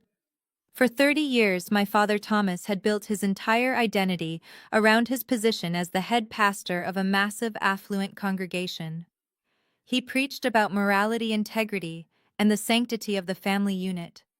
He used his beautiful home and his successful golden child as physical proof of his divine favor. But in the upper-class circles of our suburban community, secrets never stay buried for long, especially when real estate is involved.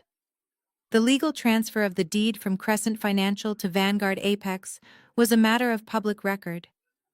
It did not take long for the church elders, who included several local bankers and real estate developers, to notice the foreclosure filings attached to their pastor's pristine colonial home. By Wednesday evening, Thomas was summoned to an emergency closed-door meeting with the church board of directors. He walked into that meeting room expecting to use his pastoral authority to brush the rumors aside. But the board members had already pulled the property records. They confronted him with the undeniable fact that his home was actively in foreclosure due to a defaulted $500,000 subprime loan. When they pressed him on the details, the entire ugly truth spilled out. The forged signature, the fake notary, the fact that his own daughter had committed felony mortgage fraud to fund a fake tech company. The hypocrisy was too massive for the congregation to ignore. Thomas could not stand at the pulpit on Sunday mornings and preach about honesty and financial stewardship when his own household was a den of thieves and fraudsters. The board gave him an ultimatum. He could either resign immediately, citing unexpected health issues, or he would be subjected to a public disciplinary hearing that would completely destroy whatever shred of dignity he had left. My father, the proud, arrogant man who had always demanded absolute perfection from me, was forced to sign his own resignation letter in disgrace. He lost his pulpit, he lost his salary, and he lost the unquestioning adoration of the community he had spent his entire life cultivating. My mother Helen suffered an equally devastating social death. She had spent decades carefully curating her position on various local charity boards and country club committees. Her entire self-worth was tied to her ability to host lavish garden parties and look down on anyone who did not meet her exact aesthetic standards. But high society is incredibly vicious when they smell blood in the water. The moment the rumors of the foreclosure and Dominique's criminal fraud began circulating, Helen's phone completely stopped ringing. Her wealthy friends, the same women who had gladly eaten her food and complimented her designer dresses, suddenly treated her like a highly contagious disease. When Helen tried to show up for her weekly country club luncheon, she found that her usual table had been given away, and the other women completely ignored her polite waves. The realization that her social standing was entirely superficial shattered her. She was no longer Helen Washington, the elegant matriarch. She was the mother of a convicted fraudster desperately trying to cling to a lifestyle she could no longer afford. And then there was Dominique. The golden child, the untouchable queen of the family, had hit a rock bottom so profound it was almost difficult to comprehend.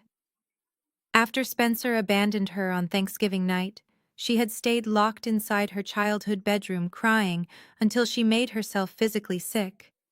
She expected our parents to eventually come upstairs and comfort her. She expected them to forgive her because she was the favorite. But Thomas and Helen had absolutely no forgiveness left to give. The stress of the impending eviction and their ruined public reputations had turned them incredibly bitter. On Friday morning, Thomas walked into Dominique's bedroom and told her to pack her bags. He told her she was no longer welcome in the house she had stolen from them. Dominique had absolutely nowhere to go.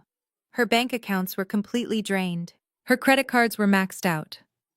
On Saturday afternoon, two men in a flatbed tow truck arrived at the house to legally repossess her custom Porsche because she had missed 4 consecutive lease payments. She stood in the driveway sobbing hysterically as they hooked chains to the luxury car and dragged it away right in front of the watching neighbors.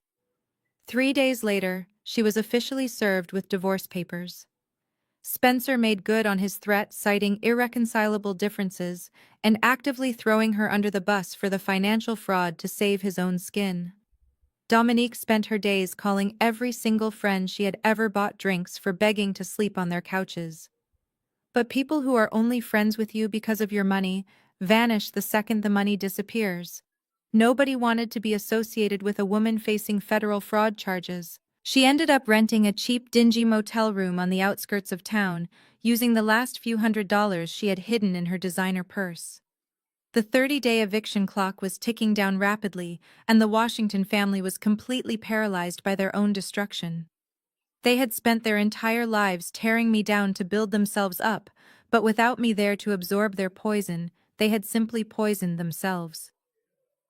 As the 30-day eviction deadline rapidly approached, the reality of their absolute ruin drove Dominique to one final pathetic act of desperation. On the 28th day, I was sitting in my corner office at Vanguard Apex, reviewing an acquisition portfolio, when my executive assistant buzzed my desk. She sounded incredibly uncomfortable, informing me that a frantic woman claiming to be my sister was currently screaming at the security guards in the main lobby. I did not feel a spike of anxiety. I did not feel the old familiar dread that used to wash over me whenever my sister demanded my attention. I simply saved my spreadsheet, closed my laptop, and took the private executive elevator down to the ground floor. When the polished silver doors slid open, I stepped into the massive marble lobby and witnessed the final death of the golden child. Dominique looked completely unrecognizable. The flawless pageant queen who had sat at my Thanksgiving table in a $5,000 silk dress was entirely gone. She was wearing a pair of faded gray sweatpants and an oversized hoodie. Her hair, which was usually styled to absolute perfection, was tied back in a messy, tangled knot. She was clutching a cheap plastic grocery bag containing what appeared to be her only remaining possessions. Her face was pale, sunken, and completely devoid of the arrogant glow she had carried her entire life. When she saw me walking across the polished marble floor, she let out a loud, desperate sob and tried to run toward me. The two massive security guards instantly stepped forward, blocking her path and placing their hands firmly on her shoulders. "Gabby," she cried, her voice cracking as it echoed off the high ceilings of the corporate lobby. "Gabby, please tell them to let me go. I just need 5 minutes of your time. I am begging you." I stopped a few feet away from her, keeping my hands casually tucked into the pockets of my tailored trousers. I looked at her with pure clinical detachment. I did not see a sister. I saw a bankrupt fraudster who had finally run out of victims. "You have absolutely no business being in this building, Dominique," I said, my voice perfectly level and devoid of any warmth. "This is a private financial institution, not a charity shelter." She fought against the guards trying to reach out to me. "I have nothing left. Gabby," she wailed, tears streaming down her hollow cheeks. "Spencer finalized the divorce filing. He completely drained our joint accounts before the bank froze them. Mom and Dad will not even answer my phone calls. The motel kicked me out this morning because my card declined. I slept in a 24-hour laundromat last night, Gabby. I am your flesh and blood. You cannot just watch me starve." She looked around the pristine lobby, taking in the sight of my wealthy clients and elegantly dressed employees walking past us. She lowered her voice to a pathetic, humiliating whisper. "I will do anything," Dominique begged. "Give me a job. I will work in the mailroom. I will answer the phones. I will clean the bathrooms, Gabby. Just please give me a paycheck. Give me a place to stay." For 35 years, this woman had made it her absolute mission to remind me that I was entirely beneath her.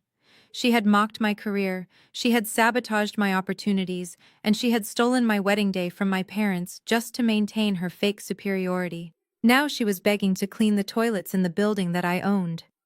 It was the ultimate poetic justice, but I did not smile. I did not gloat. I simply delivered the cold, hard truth. Vanguard Apex only hires highly qualified professionals, I stated smoothly, looking her dead in the eye. You do not have a college degree. You do not have a resume. Your only work experience consists of forging federal documents and spending money that did not belong to you. You are a massive liability, Dominique. You are bad for business. Her mouth fell open, her eyes widening in pure shock as she realized I was entirely serious. "As for a place to stay," I continued, "I suggest you go to the City Housing Authority. I hear they have programs for convicted felons facing homelessness." I gave a slight nod to the security guards. "Escort this woman off the premises," I ordered calmly. "If she tries to enter the building again, call the police and have her arrested for criminal trespassing." "No," Dominique screamed, thrashing wildly, as the guards easily turned her around and began marching her toward the revolving glass doors.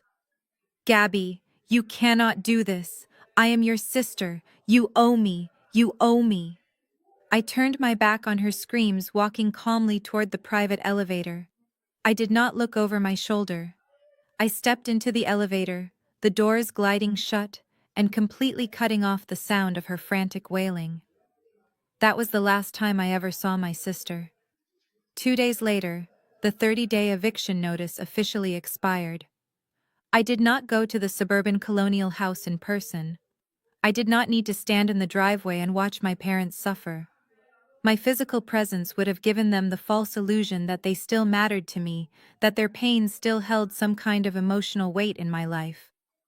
Instead, I sent a team of corporate property managers, accompanied by a private security detail, to oversee the final handover of the keys. My lead property manager sent me a highly detailed report later that afternoon. He described the scene exactly as it played out.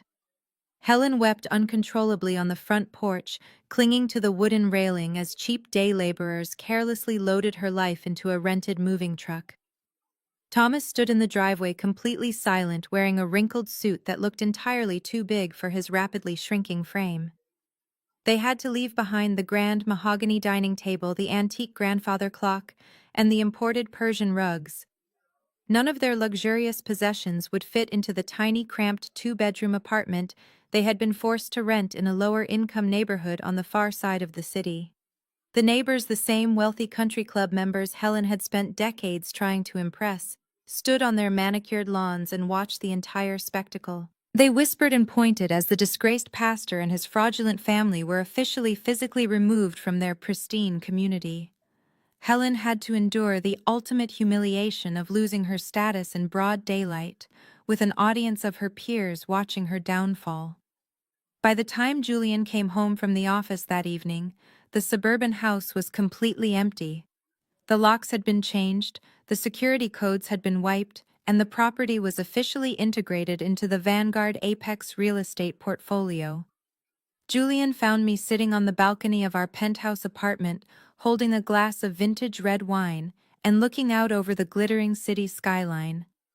He wrapped a thick cashmere blanket over my shoulders and pressed a warm kiss to the top of my head. "The property manager confirmed the house is secured," Julian murmured, taking a seat beside me. "The asset has been fully recovered. It is over, Gabby. They are gone." I took a slow sip of my wine, letting the rich flavor settle on my tongue. I looked down at the massive, sprawling city below us. Somewhere down there in a cramped apartment, my parents were sitting on cheap furniture, realizing that their golden child had ruined their entire lives. Somewhere down there, Dominique was wandering the streets, completely stripped of her beauty, her arrogance, and her stolen wealth. Somewhere down there, Spencer was dealing with federal investigators, trying to explain how his visionary tech company was actually a massive money laundering scheme. They had all gotten exactly what they deserved. The universe had simply used me as the instrument of their destruction. I rested my head against Julian's shoulder, feeling an overwhelming sense of profound peace. For the first time in 35 years, the heavy, suffocating weight of my toxic family was completely lifted from my chest. I did not have to shrink myself to make them comfortable anymore. I did not have to hide my success or apologize for my brilliance. "Yes," I whispered softly, watching the city lights flicker in the dark. "It is finally over." As I stood on that penthouse balcony, looking out over the glittering city, I realized that my true liberation did not actually happen on the day of their eviction. The moment the property managers took the keys was simply the administrative conclusion of a business transaction. The real freedom, the profound psychological severing of the chains that had bound me for 35 years, happened on that Thanksgiving night. My mind drifted back to the exact moment Julian and I prepared to leave my parents' house, leaving them to drown in the chaotic aftermath of their own deceit. The scene in the dining room was a perfect physical manifestation of the Washington family legacy. The grand mahogany table, which my mother had always treated like a sacred altar of high society, was completely desecrated. The expensive crystal wine glasses were shattered into hundreds of jagged pieces across the hardwood floor. The pristine white linen tablecloth was stained with dark red wine, looking like a brutal battlefield casualty. The roasted turkey, the sweet potato pie, and the expensive side dishes sat completely abandoned and growing cold. Right in the center of the wreckage sat the forged legal documents, the ultimate proof that their entire existence was a carefully constructed lie. I stood in the foyer and looked at the ruins of my childhood. For my entire life, I had been terrified of upsetting the delicate balance of that room. I had swallowed my pride, I had muted my intelligence, and I had accepted their constant emotional abuse just to keep the peace. But looking at them now, I realized there had never been any peace. There was only a hostage situation, and I was no longer willing to pay the ransom. As Julian helped me into my tailored wool coat, adjusting the collar with a gentle protective touch, a new sound pierced through the heavy, toxic atmosphere of the house. It started as a faint, high-pitched wail in the distance, but it grew louder and more urgent with every passing second. The sharp, unmistakable sound of police sirens echoed through the quiet, affluent suburban streets. The chaotic, unhinged screaming from my mother, my father, and my sister had been so violent and so sustained that it had bled through the walls of the house. The neighbors, the very same wealthy country club members that my mother had spent decades desperately trying to impress, had called the authorities to report a domestic disturbance at the pastor's residence. Helen stopped pacing the dining room the moment she heard the sirens approaching. The remaining color drained entirely from her face. She rushed to the front window, pulling back the heavy silk curtains with trembling hands. The flashing red and blue lights reflected off the glass, casting an eerie, chaotic glow across her terrified features.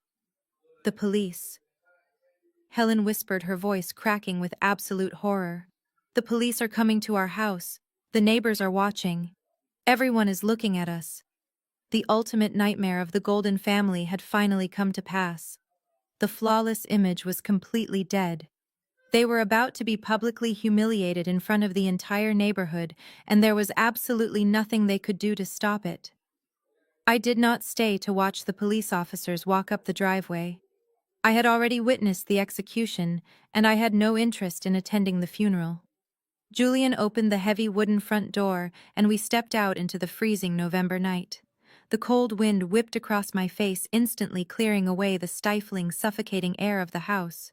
I wrapped my coat tightly around myself, lacing my fingers through Julian's warm hand. We walked down the front steps and across the manicured lawn, moving with steady, unhurried grace. I did not look over my shoulder. I did not pause to take one last sentimental look at the house where I had grown up. There was no tearful goodbye, no lingering hesitation, and absolutely no regret in my heart.